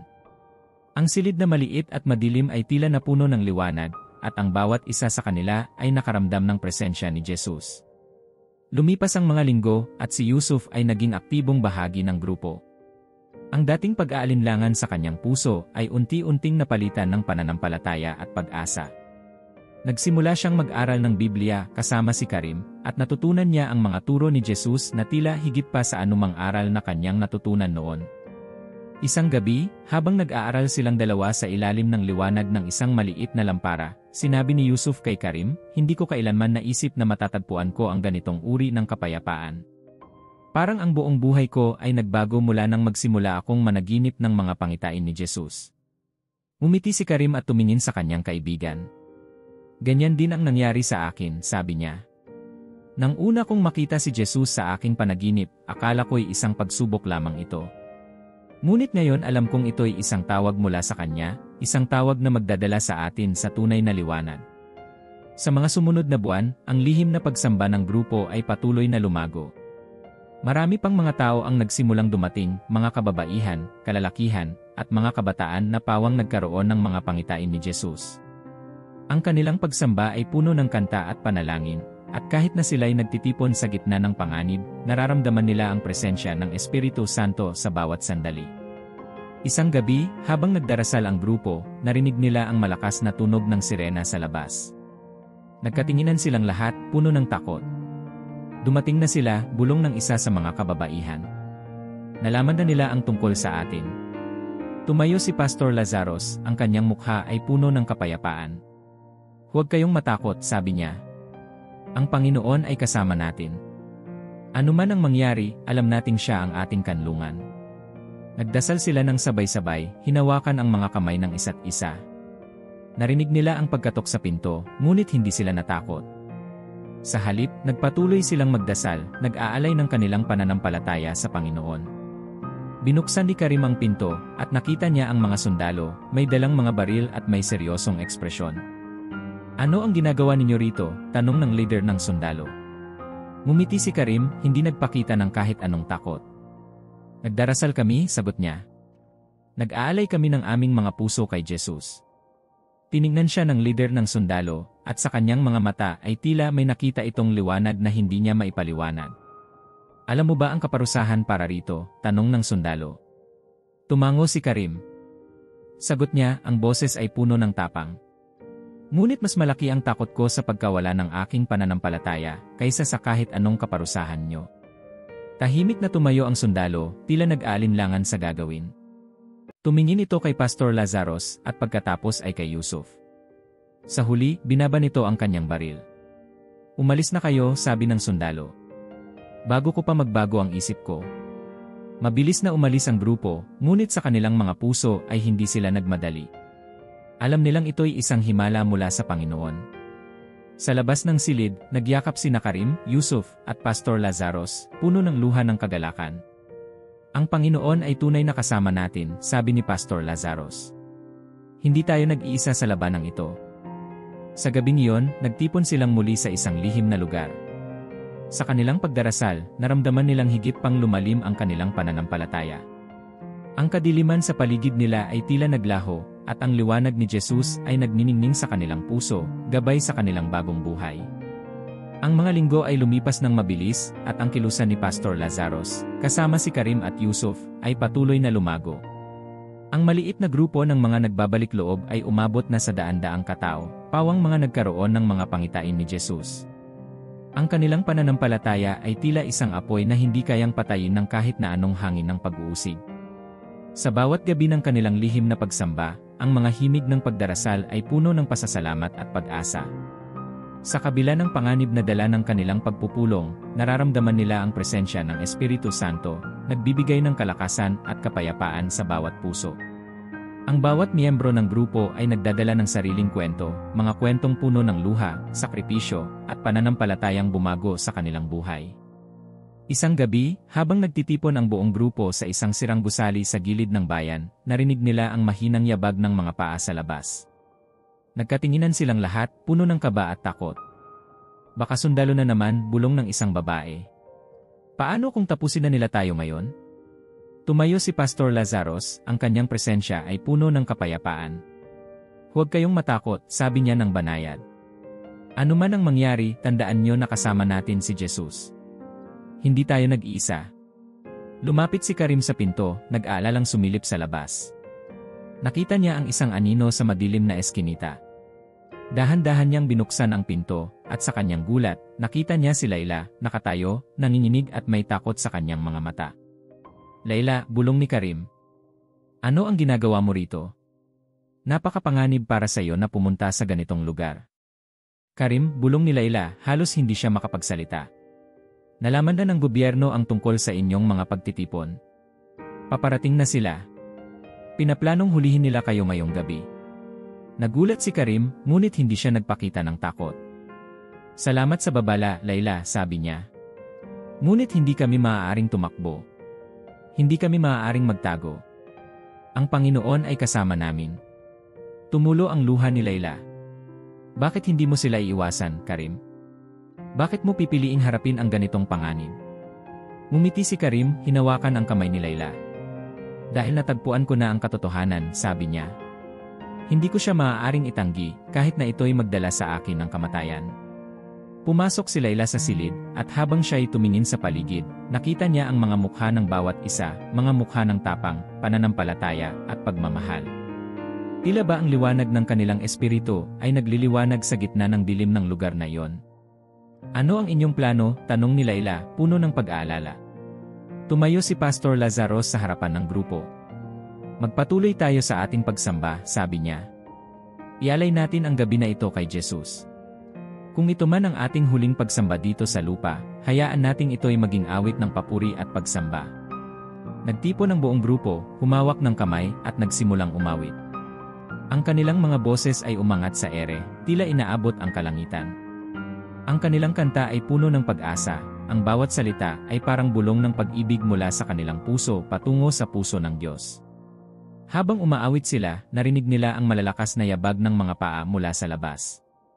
Ang mga sundalo ay dumating na, ang kanilang mga baril ay handa, at ang kanilang mga mukha ay puno ng seryosong ekspresyon. Pumila sila sa harapan ng gusali, handang sugurin ang loob. Karim, bulong ni Yusuf, ang boses ay nanginginig. Dumating na sila. Ano ang gagawin natin? Hinawakan ni Karim ang kamay ni Yusuf, umiti ng banayad. Magpatuloy tayo sa pag-awit, sabi niya. Huwag nating hayaang sirain ng takot ang ating pananampalataya. Sa labas, sumigaw ang leader ng mga sundalo. Lumabas kayong lahat, sigaw niya. Sumuko na kayo o pipilitin namin kayong lumabas. Ngunit hindi tumigil ang grupo sa pag-awit. Ang kanilang mga boses ay umalingaw-ngaw sa gabi, puno ng lakas na tila nagmumula sa kalangitan. Nagtaka ang mga sundalo, hindi nila inaasahan ang ganitong uri ng pagtanggap. Bakit hindi sila natatakot? Tanong ng isa sa mga sundalo, nabuguluhan. Tumingin ang leader ng sundalo kay Pastor Lazarus, na ngayon ay nakatayo sa gitna ng grupo, ang kanyang mga kamay ay nakataas, para bang iniaalay niya ang kanyang kaluluwa sa Panginoon. Sino ka? Tanong ng leader, ang boses ay puno ng pag-aalinlangan. Ngumiti si Pastor Lazarus, ang kanyang mga mata ay puno ng liwanag. Ako'y isang lingkod ng Panginoon, sabi niya. Ako'y narito upang magdala ng mensahe ng pagmamahal at kapayapaan. Hindi kami narito upang labanan kayo. Kami narito upang ipakita ang liwanag ng Panginoon. Tahimik na tumayo ang mga sundalo, tila naguguluhan sa kanilang gagawin. Ang kanilang mga baril ay bumaba ng bahagya, para bang ang kanilang takot ay unti-unting nawawala. Bakit hindi kayo natatakot? Tanong muli ng leader ng sundalo. Hindi ba niyo alam na maaari naming tapusin ang inyong buhay ngayon? Tumingin si Karim sa mga mata ng leader, puno ng tapang. Alam namin, sagot niya. Ngunit alam din namin na ang kamatayan ay hindi ang katapusan para sa amin. Si Jesus ang aming buhay at siya ang aming kaligtasan. Sa sandaling iyon, tila may kakaibang katahimikan ang bumalot sa paligid. Ang hangin ay tila tumigil at ang mga sundalo ay hindi makagalaw. Ang leader ng sundalo ay tahimik na tumingin sa lupa, para bang may labanan sa kanyang kalooban. Bigla, isang sundalo ang lumuhod sa harapan ng grupo. Ako'y sumuko, sabi niya, ang boses ay puno ng luha. Hindi ko na kayang labanan ito. Gusto kong makilala ang inyong Diyos. Nagulat ang lahat, ngunit ngumiti si Pastor Lazarus, lumapit sa sundalo at hinawakan ang kanyang balikat. Maligayang pagdating kapatid, sabi niya. Ang Panginoon ay nagagalak sa iyong desisyon. Isa-isa, ang iba pang mga sundalo ay naglapitan, inilapag ang kanilang mga baril sa lupa. Kami rin, sabi nila. Gusto naming malaman ang katotohanan na inyong natagpuan. Naghiyawan ang grupo, ang kanilang mga luha ay bumuhos, ngunit ito'y mga luha ng kagalakan.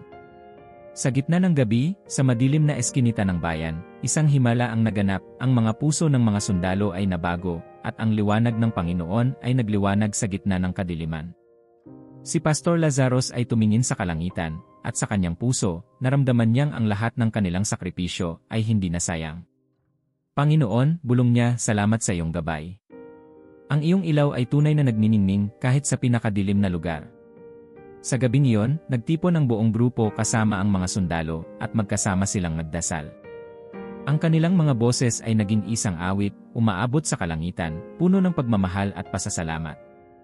Sa wakas, natapos ang kanilang pagdarasal, at ang liwanag ng bagong umaga ay sumilay sa kanilang mga mukha. Ito ang simula ng isang bagong araw, sabi ni Karim, tumingin kay Yusuf at Pastor Lazarus. Hindi tayo nag-iisa. Kasama natin ang Panginoon. At sa kanilang puso, alam nilang ang kanilang pananampalataya ay higit pa sa anumang pagsubok. Ang kanilang ilaw ay nagniningning, nagdadala ng pag-asa sa isang mundong puno ng kadiliman. Mula nang maganap ang himala ng kanilang pagsamba, kung saan pati ang mga sundalo ay lumuhod upang tanggapin ang mensahe ni Jesus, naging maliwanag para kay Pastor Lazarus, Karim, at Yusuf na isang bagong yugto ng kanilang misyon ang nagsimula. Ang kanilang grupo ay hindi na lamang isang lihim na kilusan, ito ay naging isang simbolo ng pag-asa sa isang rehiyong tinatakasan ng kapayapaan. Habang ang araw ay sumisikat, ang maliit na silid kung saan nagtipon ang grupo ay napuno ng liwanag. Ang init ng araw ay tila may dalang bagong pag-asa, at ang bawat miyembro ng kanilang komunidad ay nagtipon ng may mga ngiti sa kanilang mga mukha. Ito ang araw na ginawa ng Panginoon, sabi ni Pastor Lazarus, ang boses niya ay puno ng kagalakan. Magalak tayo at magpasalamat. Nagkatinginan sina Karim at Yusuf, parehong puno ng kasiyahan. Karim, sabi ni Yusuf, hindi ko kailanman inakalang mararanasan ko ang ganitong uri ng kaligayahan. Parang isang panaginip ang lahat ng ito. Ngumiti si Karim at tumango. Parang panaginip nga, sagot niya. Ngunit alam nating ito ay higit pa sa panaginip. Ito ang katotohanan na matagal nating hinanap. Habang sila'y nag-uusap, isang babae ang lumapit kay Pastor Lazarus, ang kanyang mukha ay puno ng takot at kaba. Pastor, sabi niya, may balita akong dala. Narinig ko na ang gobyerno ay nagplano ng bagong pag-atake. Hindi nila nagustuhan ang nangyari noong nakaraang gabi. Pinag-uusapan nilang tapusin ang ating kilusan. Tahimik na tumingin si Pastor Lazarus sa babae, ang kanyang mukha ay puno ng kalmadong pag-isip. Salamat sa iyong babala, sabi niya. Ngunit hindi tayo dapat matakot. Ang ating Panginoon ay kasama natin. Ngunit sa kalooban ni Karim, naramdaman niyang hindi ito basta-bastang panganib. Pastor, sabi ni Karim, alam kong kasama natin ang Panginoon, ngunit kailangan din nating maging handa. Kung darating sila, paano natin mapapanatili ang ating grupo na ligtas? Tahimik na nag-isip si Pastor Lazarus. Karim, tama ka, sabi niya. Hindi tayo dapat magkulang sa pag-iingat. Kailangan nating maghanda, ngunit hindi sa pamamagitan ng dahas, kundi sa pamamagitan ng panalangin at pagkakaisa. Nagdesisyon silang magtipon muli sa gabing iyon para sa isang espesyal na pagpupulong. Ang balita ng banta mula sa gobyerno ay mabilis na kumalat sa buong grupo, ngunit sa halip na takot, ang kanilang mga puso ay puno ng determinasyon. Ang bawat isa ay nagtipon, hawak kamay, at nagsimulang magdasal. Panginoon, dasal ni Pastor Lazarus, gabayan mo kami sa oras na ito ng pagsubok. Bigyan mo kami ng tapang at kalakasan na ipagpatuloy ang iyong misyon. Habang sila'y nagdarasal, naramdaman nilang ang silid ay tila napuno ng kakaibang liwanag. Ang kanilang mga takot ay tila nalusaw sa init ng kanilang pananampalataya. Tumingin si Karim sa paligid at nakita ang mga mukha ng bawat isa, ang mga mata ng bawat isa ay nagniningning sa liwanag ng Espiritu Santo. Pagkatapos ng dasal, nagpasya si Karim na kausapin ang ilan sa mga miyembro ng grupo. Alam ko na ang ilan sa inyo ay natatakot, sabi niya. Ngunit tandaan niyo, tayo'y hindi nag-iisa. Ang Panginoon ay kasama natin at siya ang ating sandigan. Lumapit si Yusuf, ang mukha ay puno ng tapang. Karim, tama ka, sabi niya. Ngunit kailangan din nating tiyakin na alam ng bawat isa ang kanilang gagawin kung sakaling dumating ang mga sundalo. Kailangan nating magplano. Nagtipon ang grupo at tahimik silang nagplano ng mga hakbang na kanilang gagawin. Itinakda nila ang mga lugar kung saan sila magtatago at nagtalaga ng mga leader para sa bawat maliit na grupo. Hindi nila hinayaan na ang takot ay manaig sa kanilang puso.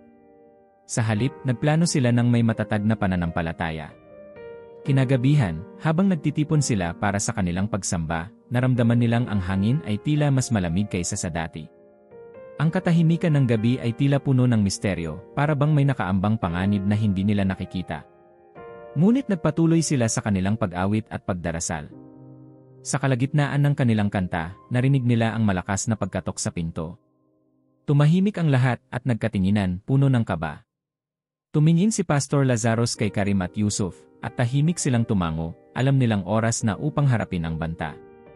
Binuksan ni Karim ang pinto, at nakita niya ang grupo ng mga sundalo, mas marami kaysa noong nakaraang gabi. Ang kanilang mga mukha ay malamig, at ang kanilang mga baril ay nakatutok sa grupo. Lahat kayo, sigaw ng leader ng sundalo, sumuko na kayo ngayon. Ito na ang inyong huling babala. Tahimik na tumayo si Pastor Lazarus sa harapan ng grupo. Hindi kami narito upang labanan kayo, sabi niya ng mahinahon. Kami nagtitipon upang magdasal at magpuri sa Diyos. Kung gusto ninyo kaming dakpin, narito kami. Ngunit tandaan ninyo, hindi ninyo kayang sirain ang aming pananampalataya. Nagulat ang leader ng sundalo sa tapang ni Pastor Lazarus. Bakit ninyo ginagawa ito? Tanong niya.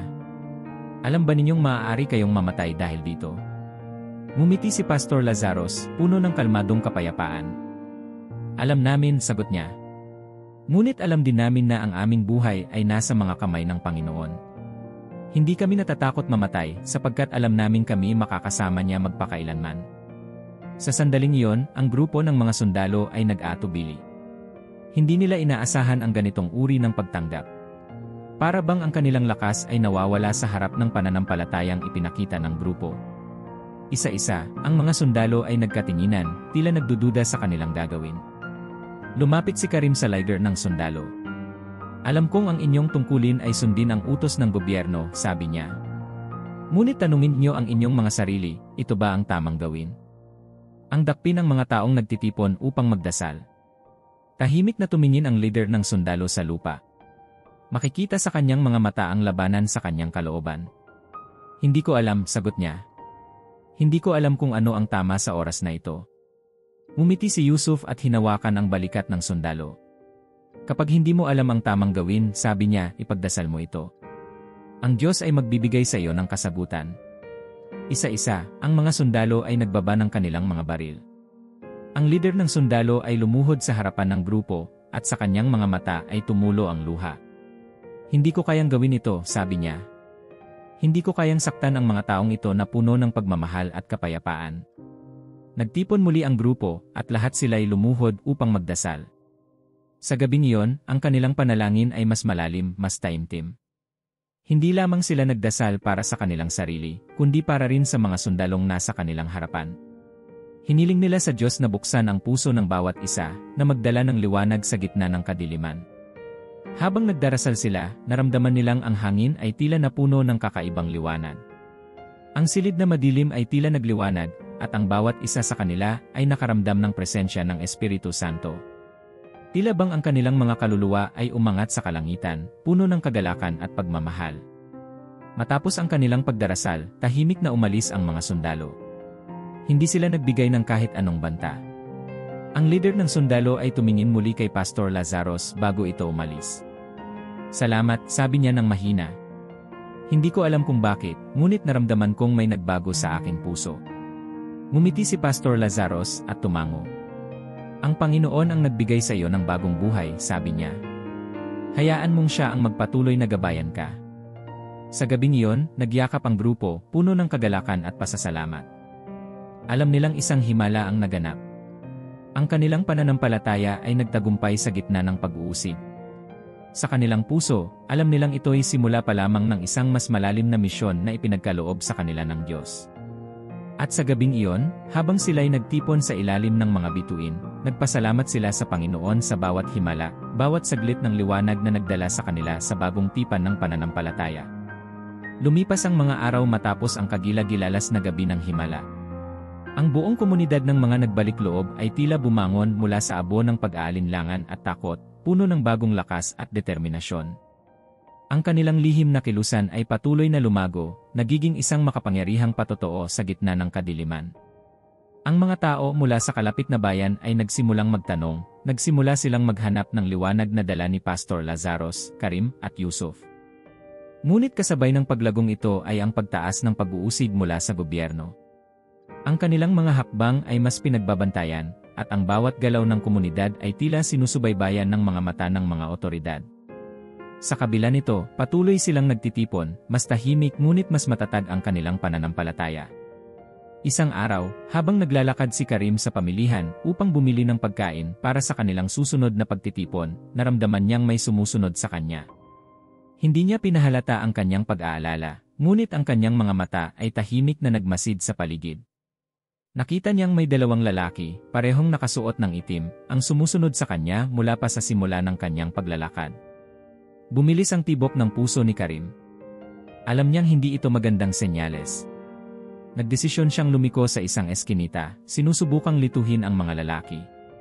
Ngunit sa halip na mawala sila, tila lalong bumilis ang kanilang hakbang. Sa isang iglap, naramdaman niyang may kamay na humawak sa kanyang balikat. Karim, sabi ng isa sa kanila, ang boses ay malamig. Kailangan kang sumama sa amin. Napatingin si Karim sa mukha ng lalaki, at nakita niyang ito ang parehong leader ng sundalo na kanilang hinarap noong gabi ng pagsamba.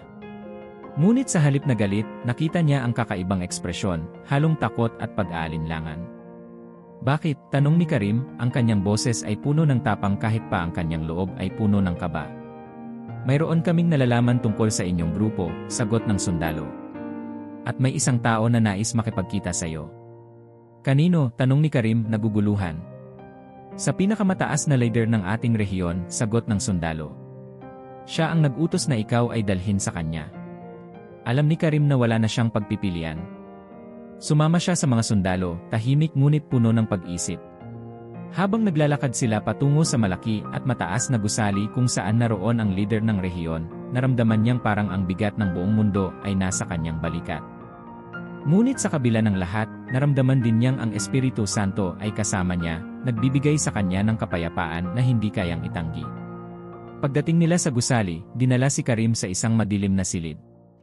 Naupo siya sa isang upuan, at ang pinto ay isinara sa likuran niya. Tahimik ang paligid, maliban sa mahinang tunog ng orasan sa dingding. Tila bawat tiktak ay nagdaragdag sa tensyon sa kanyang dibdib. Biglang bumukas ang pinto, at isang lalaki ang pumasok. Ang kanyang mukha ay matanda na, ngunit ang kanyang mga mata ay puno ng talino at tapang. Ikaw si Karim, sabi ng lalaki na upo sa harapan niya. Narinig ko ang tungkol sa iyo. Sino ka? Tanong ni Karim, ang kanyang boses ay matatag. Ako si Hamza, sagot ng lalaki, ang pinakamataas na leader ng rehiyon. At ako'y narito hindi para usigin ka, kundi upang malaman ang iyong kwento. Nagulat si Karim. Hindi niya inaasahan ang ganitong uri ng pagtanggap. Bakit? Tanong niya. Bakit nais mong malaman ang aking kwento? Huminga ng malalim si Hamza at tumingin ng malalim sa mga mata ni Karim. Dahil kahit ako ay nagkaroon ng panaginip, sabi ni Hamza. At sa aking panaginip, nakita ko si Jesus, nagsasabi sa akin na hanapin ka at pakinggan ang iyong sinasabi. Halos hindi makapaniwala si Karim sa kanyang narinig. Ikaw rin, bulong niya. Bakit ako?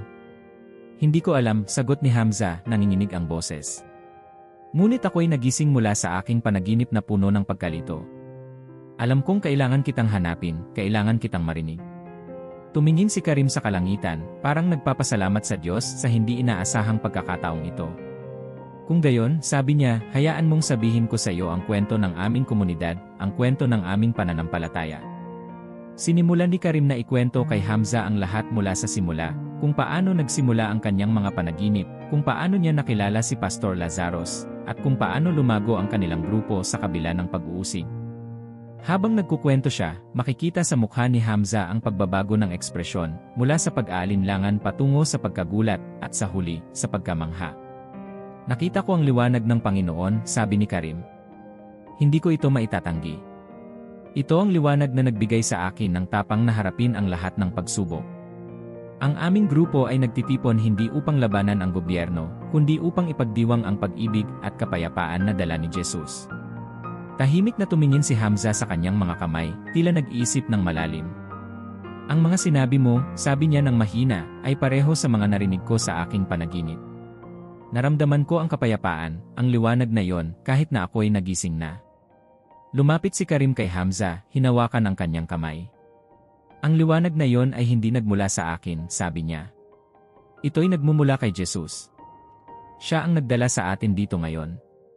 Siya ang nagbubukas ng ating mga mata sa katotohanan. Tumulo ang luha ni Hamza.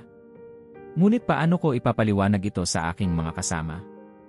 Paano ko sasabihin sa kanila na ang kanilang pinuno ay nakaranas ng ganitong uri ng panaginip? Ngumiti si Karim, puno ng pag-unawa. Hindi mo kailangan ipaliwanag ang lahat sa kanila ngayon, sabi niya. Ngunit hayaan mong ang iyong puso ang magdesisyon. Sundan mo ang tawag na nararamdaman mo sa iyong kalooban. Tumayo si Hamza, tinapik ang balikat ni Karim. Salamat sa iyong katapatan, sabi niya. Hindi ko alam kung ano ang gagawin ko sa impormasyong ito, ngunit alam kong may nagbago sa akin ngayon. Bago umalis si Karim, huminto siya sa pinto at lumingon. Hamza, sabi niya, ang Panginoon ay kumakatok sa iyong puso.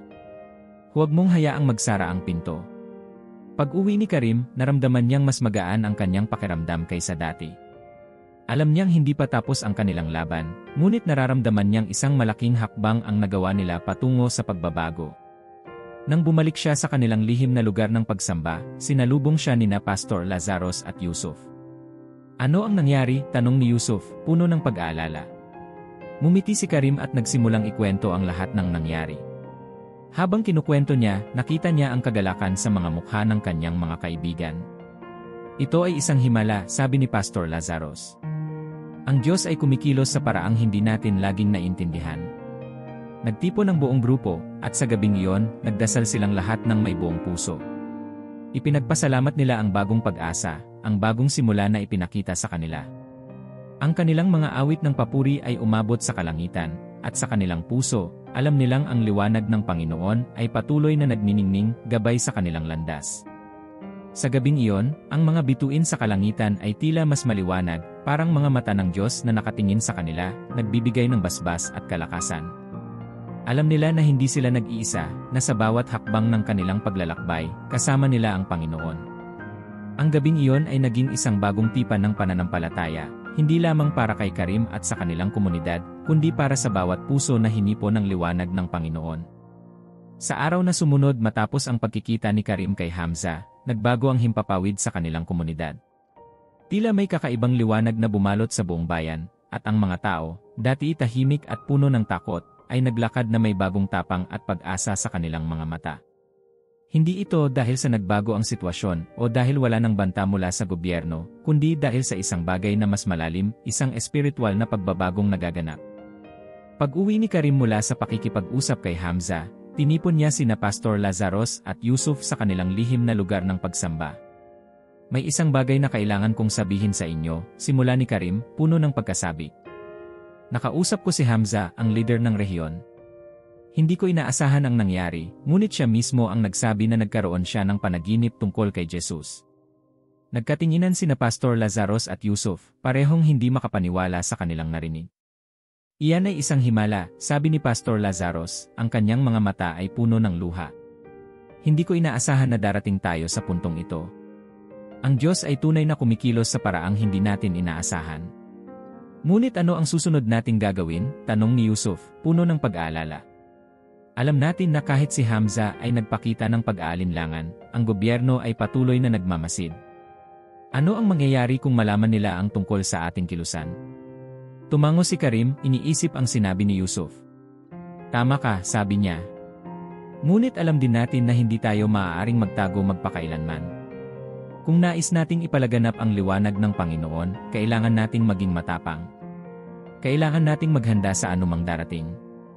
Sa gabing iyon, tinipon ng buong grupo ang kanilang sarili para sa isang espesyal na pagpupulong. Ang bawat isa ay tahimik na nagdasal, ang kanilang mga puso ay puno ng kaba, ngunit puno rin ng pananampalataya.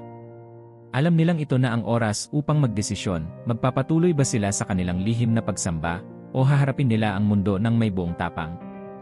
Tumayo si Pastor Lazarus sa gitna ng grupo, ang kanyang presensya ay puno ng kalmadong kapangyarihan. Mga kapatid, simula niya, alam kong marami sa inyo ang natatakot. Alam kong marami sa inyo ang nag-aalinlangan sa susunod nating gagawin. Ngunit nais kong ipaalala sa inyo ang sinabi ni Jesus sa atin, huwag kayong matakot, sapagkat ako'y kasama ninyo hanggang sa katapusan ng panahon. Nagkatinginan ang grupo, at sa kanilang mga mata ay nakita ni Pastor Lazarus ang tapang na matagal nang nakatago sa kanilang puso. Hindi tayo mag-iisa, sabi ni Karim, lumapit sa harapan. Nakita ko ang pagbabago sa puso ni Hamza. Alam kong ang Diyos ay kumikilos sa paraan na hindi natin lubos maunawaan. Kung tayo'y magkakaisa, walang makakapigil sa atin. Ang buong silid ay napuno ng tunog ng kanilang mga palakpak at sigaw ng kagalakan. Tumayo si Yusuf at nagsimula ng kanta ng pagsamba, at ang buong grupo ay sumabay. Ang kanilang mga boses ay tila umaabot sa langit, puno ng kagalakan at pag-asa. Ang bawat awit ay nagiging isang panalangin, isang pasasalamat sa Panginoon para sa gabay at kalakasan na ibinigay sa kanila.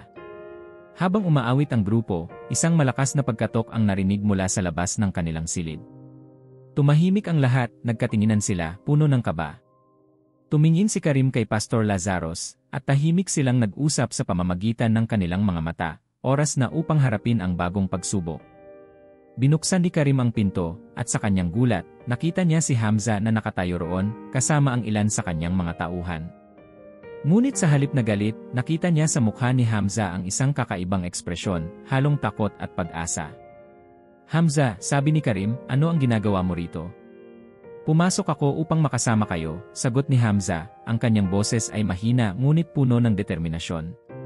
Narinig ko ang inyong mga kanta mula sa labas, at naramdaman kong ito na ang oras upang ipakita ang aking sarili sa harap ng inyong komunidad. Nagulat ang grupo, ngunit si Pastor Lazarus ay ngumiti, lumapit kay Hamza at niyakap siya. Maligayang pagdating kapatid, sabi ni Pastor Lazarus.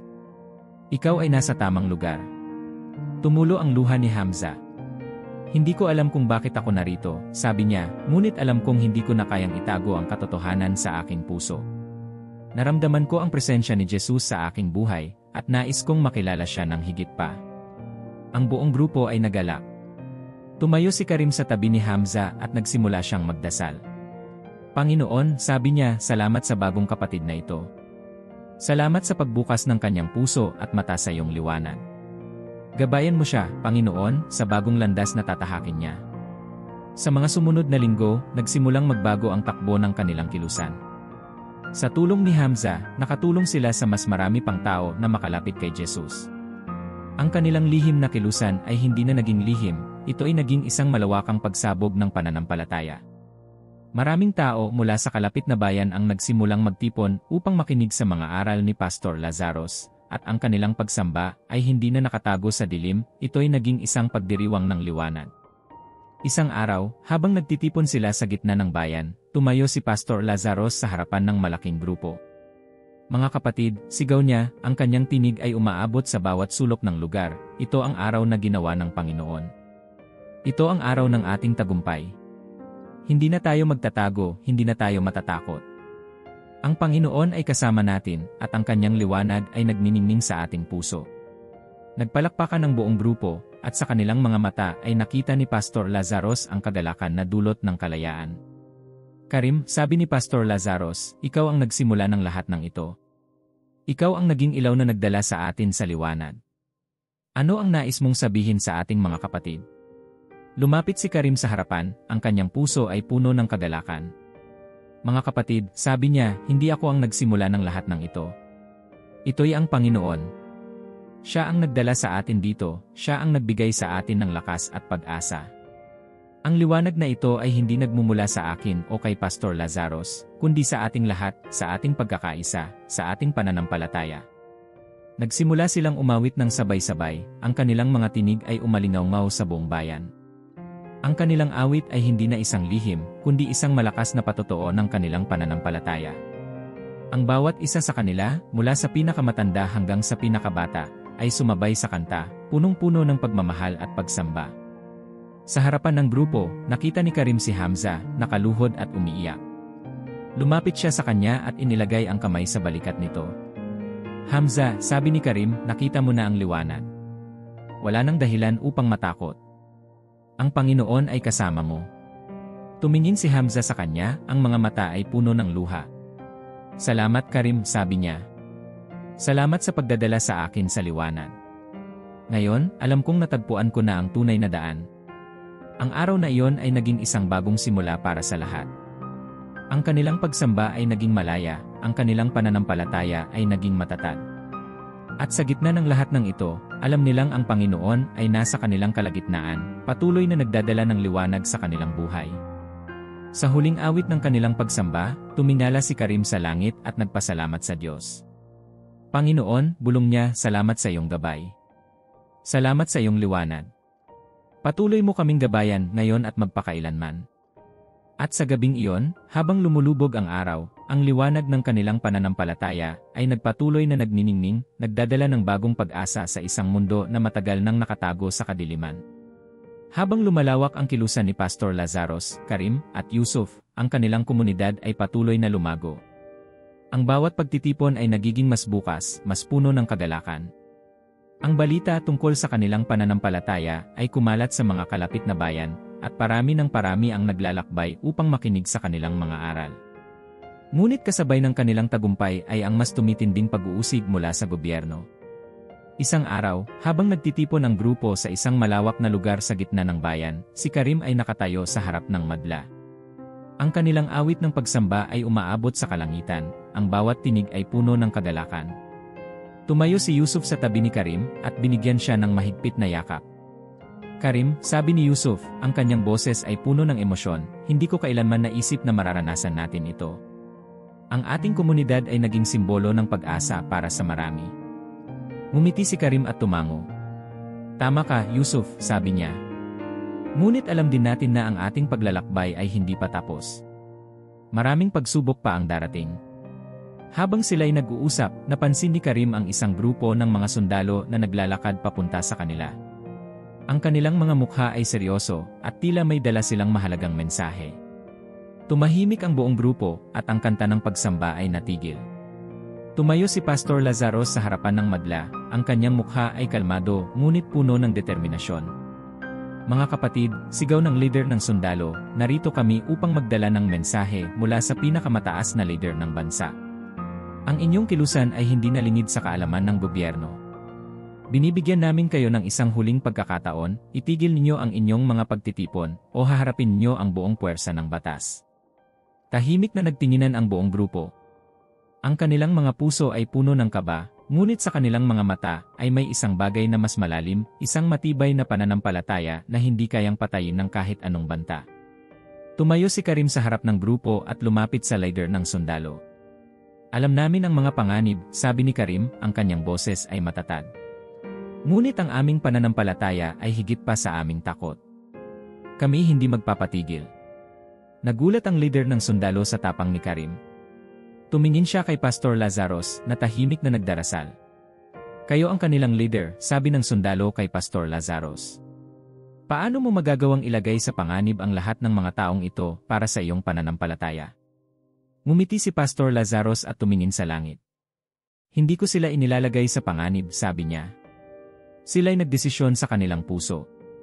Ang pananampalataya na mayroon kami ay hindi mula sa akin, kundi mula sa Espiritu Santo. Kami handang harapin ang anumang pagsubok, sapagkat alam naming ang Panginoon ay kasama namin. Tahimik na tumayo ang sundalo para bang may labanan sa kanyang isipan. Hindi ko kayo kayang pigilan, sabi niya ng mahina. Ngunit hindi ko rin kayang baliwalain ang utos na ibinigay sa akin. Darating ang mas malaking puwersa. Paghandaan niyo ang inyong mga sarili. Tumalikod ang mga sundalo at umalis, iniwan ang grupo na tahimik ngunit puno ng determinasyon. Karim, sabi ni Yusuf, ano ang gagawin natin ngayon? Lumapit si Karim kay Pastor Lazaros at hinawakan ang kanyang kamay. Maghanda tayo, sabi niya. Maghanda tayo hindi sa pamamagitan ng dahas, kundi sa pamamagitan ng panalangin. Ang ating laban ay hindi laban ng mga sandata, kundi laban ng mga espiritual na puwersa. Sa mga sumunod na araw, ang buong grupo ay nagtipon-tipon para sa matinding pananalangin. Alam nilang darating ang malaking pagsubok, ngunit alam din nilang ang kanilang pananampalataya ay mas malakas kaysa sa kanilang takot. Isang gabi, habang nagdarasal ang grupo sa ilalim ng mga bituin, naramdaman nilang ang hangin ay tila puno ng liwanag. Para bang ang presensya ng Espiritu Santo ay bumaba sa kanilang kalagitnaan, nagbigay sa kanila ng kapayapaan at kalakasan. Tumingin si Karim sa paligid at nakita ang mga mukha ng kanyang mga kaibigan, ng mga bagong mananampalataya, ng mga kabataang nagsimula lamang maghanap ng kanilang pananampalataya. Ang kanilang mga mata ay puno ng pag-asa. Panginoon, bulong ni Karim, salamat sa iyong gabay. Patuloy mo kaming palakasin sapagkat alam naming malapit na ang huling pagsubok. Isang umaga, nagising ang buong bayan sa tunog ng mga tambol at sigaw. Ang hukbo ng gobyerno ay dumating na, mas marami at mas mabigat ang sandata kaysa noong una. Ang buong lugar ay napuno ng takot, ngunit ang grupo ni Pastor Lazaros ay nanatiling matatag.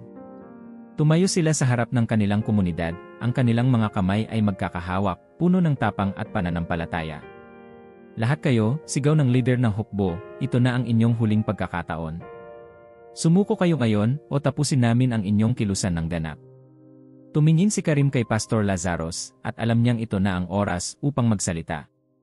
Hindi kami magpapatigil, sigaw ni Karim, ang kanyang boses ay umalingaw-ngaw sa buong lugar. Ang aming pananampalataya ay hindi kayang patayin ng inyong mga sandata. Ang liwanag ng Panginoon ay nasa amin. Nagulat ang hukbo sa tapang ng grupo. Hindi nila inaasahan ang ganitong uri ng pagtutol. Tumahimik ang lahat, para bang ang hangin ay tumigil, at sa sandaling iyon, naramdaman nilang ang presensya ng Diyos ay nasa kanilang kalagitnaan. Biglang lumuhod si Pastor Lazaros, ang kanyang mga kamay ay itinaas sa langit. Panginoon, sigaw niya, ipahayag mo ang iyong kapangyarihan sa amin ngayon. Ipakita mo sa mundo na ikaw ang tunay na Diyos, na ikaw ang aming kanlungan at kalakasan. Sa isang iglap, isang maliwanag na liwanag ang bumalot sa buong lugar.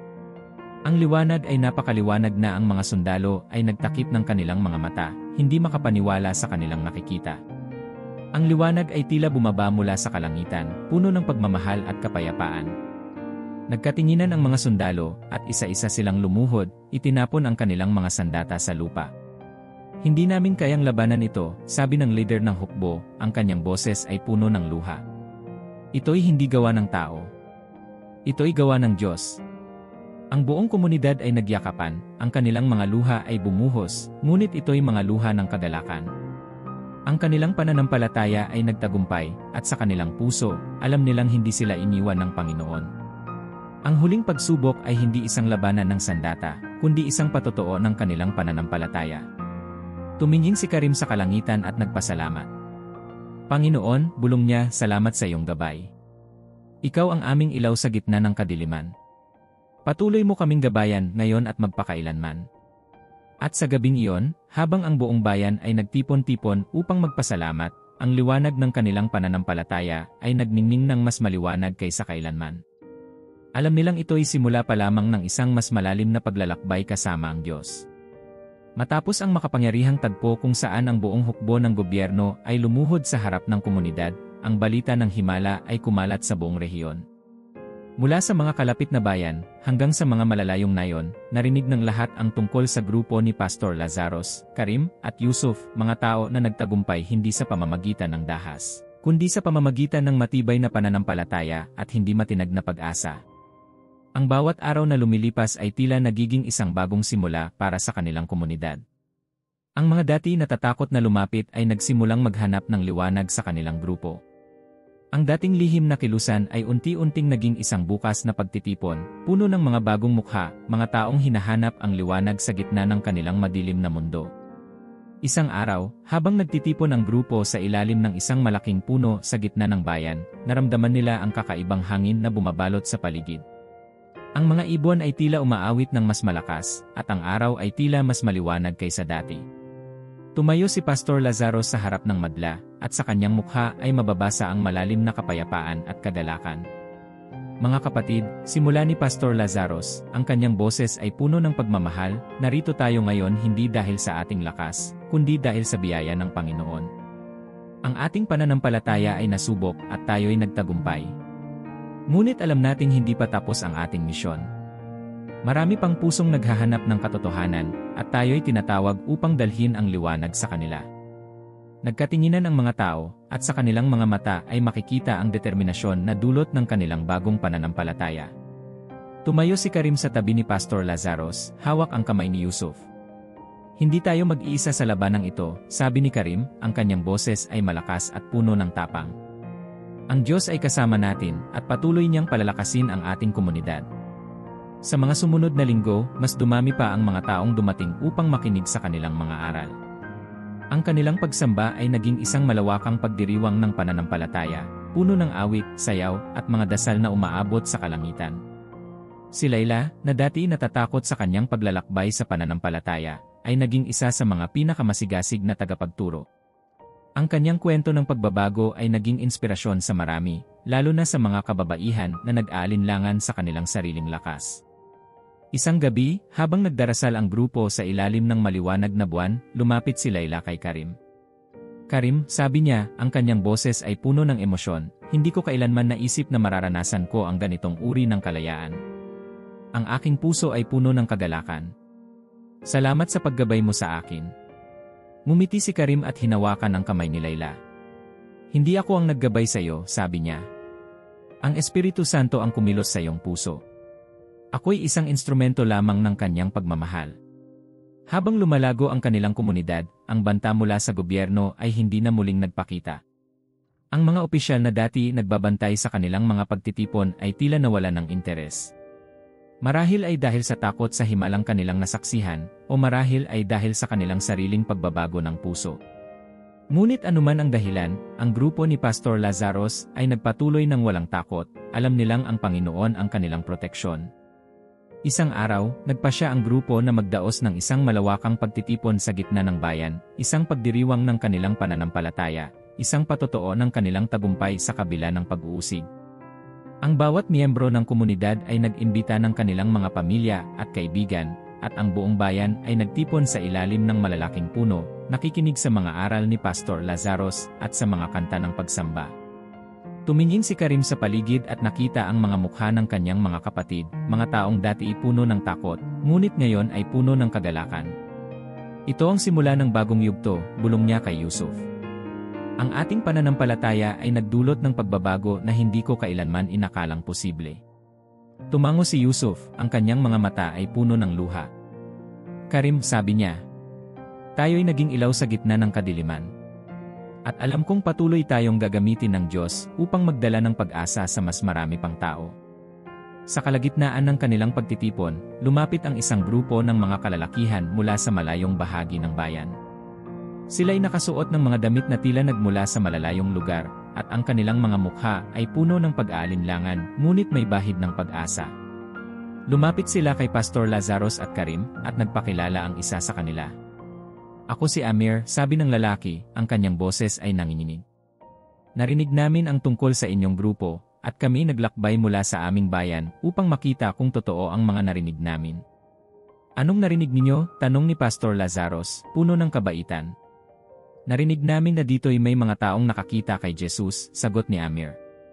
Narinig namin na ang inyong pananampalataya ay nagdala ng mga himala, at nais naming malaman kung ito'y totoo. Tumango si Karim, ang kanyang puso ay puno ng kagalakan. Totoo ang mga narinig ninyo, sabi niya. Kami mga patotoo ng kanyang pagmamahal at kapangyarihan. Ang mga himalang ito ay hindi nagmula sa amin kundi sa kanya. Nagulat si Amir at ang kanyang mga mata ay napuno ng luha. Matagal ko nang hinahanap ang katotohanan, sabi niya. Ngunit ngayon ko lamang naramdaman na natagpuan ko na ito.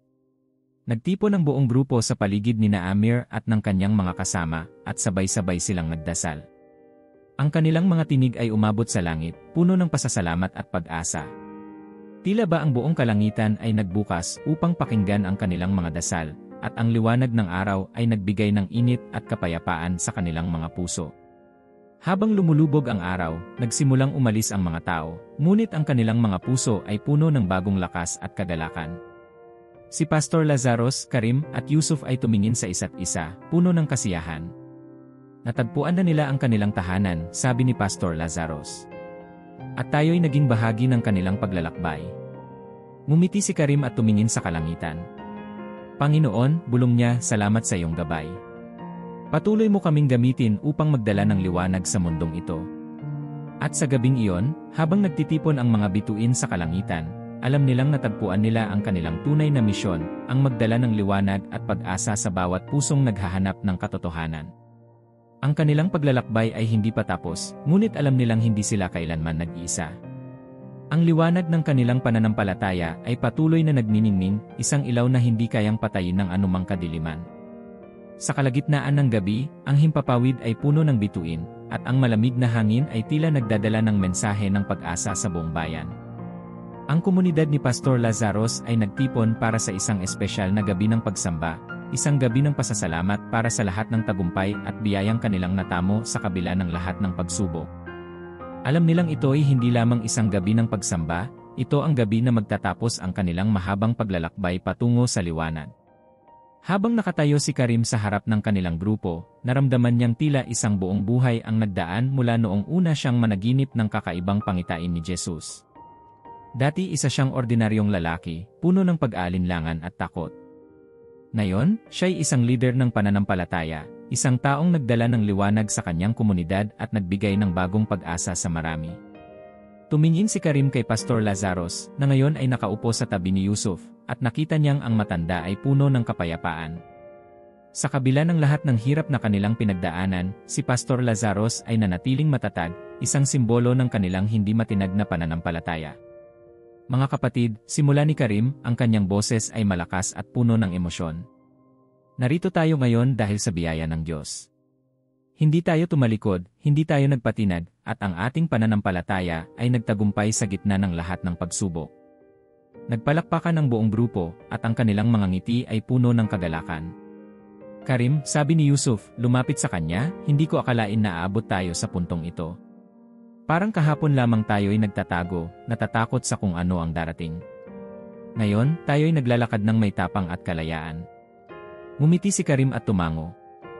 Yusuf, sagot niya. Ngunit alam natin na ang kalayaan na ito ay hindi nagmula sa atin, kundi sa Diyos na nagbigay sa atin ng lakas. Habang nagdarasal ang grupo, lumapit si Layla kay Pastor Lazaros.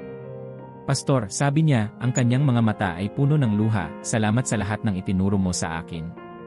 Hindi ko kailanman makakalimutan ang pagmamahal na ipinakita mo sa ating lahat. Ngumiti si Pastor Lazaros at hinawakan ang kamay ni Layla. Ikaw ang tunay na patotoo ng kapangyarihan ng Diyos, sabi niya. Ang iyong kwento ay nagbigay ng inspirasyon sa marami. Patuloy mong dalhin ang liwanag saan ka man magpunta. Tumango si Layla, at sa kanyang puso ay naramdaman niya ang isang kakaibang kagalakan. Alam niyang natagpuan na niya ang tunay na layunin ng kanyang buhay, ang maglingkod at magdala ng pag-asa sa iba. Sa kalagitnaan ng kanilang pagsamba, narinig nila ang malakas na yabag ng mga paa mula sa labas. Tahimik na nagkatinginan ang lahat, at si Karim ay lumapit sa pinto upang tingnan kung sino ang paparating. Nang buksan niya ang pinto, nakita niya si Hamza, nakatayo kasama ang grupo ng mga sundalo na dati dumating upang magdala ng banta. Ngunit sa pagkakataong ito, ang kanilang mga mukha ay hindi puno ng galit o takot. Sa halip, ang kanilang mga mata ay puno ng pag-asa, at ang kanilang mga kamay ay walang dalang sandata.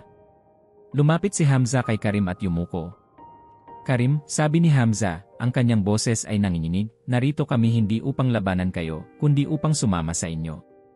Naramdaman namin ang kapangyarihan ng Diyos, at nais naming makibahagi sa inyong pananampalataya. Nagulat si Karim at ang kanyang mga mata ay napuno ng luha. Maligayang pagdating, mga kapatid, sabi niya, niyakap si Hamza ng mahigpit. Ang Panginoon ay tunay na kumikilos sa ating kalagitnaan.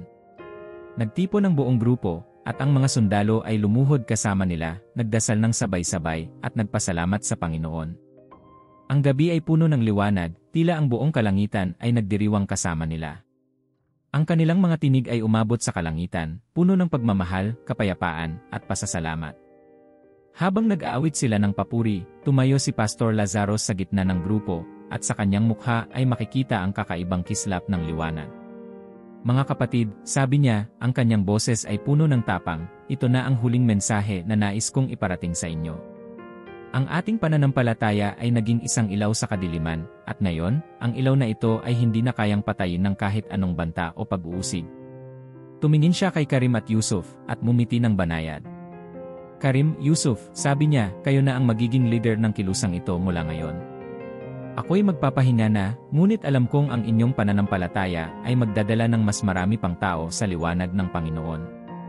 Nagulat sina Karim at Yusuf, at sabay silang lumuhod sa harapan ni Pastor Lazaros. Pastor, sabi ni Karim, hindi namin ito magagawa nang wala ka. Mumiti si Pastor Lazaros, at ang kanyang mga mata ay puno ng pagmamahal. Ang Diyos ang magiging gabay ninyo, sabi niya. Hindi ninyo ako kailangan, sapagkat ang Espiritu Santo ang magbibigay sa inyo ng lakas. Tumayo si Layla at lumapit sa kanila, hinawakan ang kamay ni Pastor Lazaros. Salamat sa lahat ng itinuro mo sa amin, sabi niya, ang kanyang boses ay nanginginig sa emosyon. Hindi namin makakalimutan ang iyong pagmamahal at sakripisyo. Sa gabing iyon, habang nagtitipon ang buong komunidad, naramdaman nilang ang kanilang paglalakbay ay nagdala sa kanila sa isang bagong simula.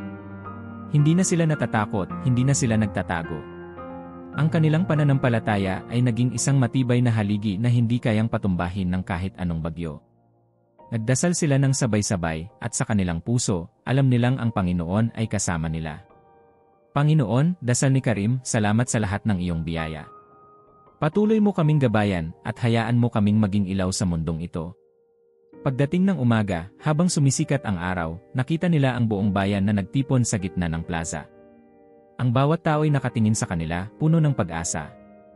Tumayo si Karim sa harap ng madla, at sa kanyang puso ay naramdaman niya ang kakaibang kagalakan na tila umabot sa kalangitan. Mga kapatid, sigaw niya, ito na ang bagong simula. Hindi na tayo magtatago, hindi na tayo matatakot. Ang ating pananampalataya ay nagdala sa atin sa liwanag, at ngayon, tayo'y magiging patotoo sa buong mundo. Nagpalakpakan ng buong bayan, at ang kanilang mga luha ay bumuhos, ngunit ito'y mga luha ng kagalakan.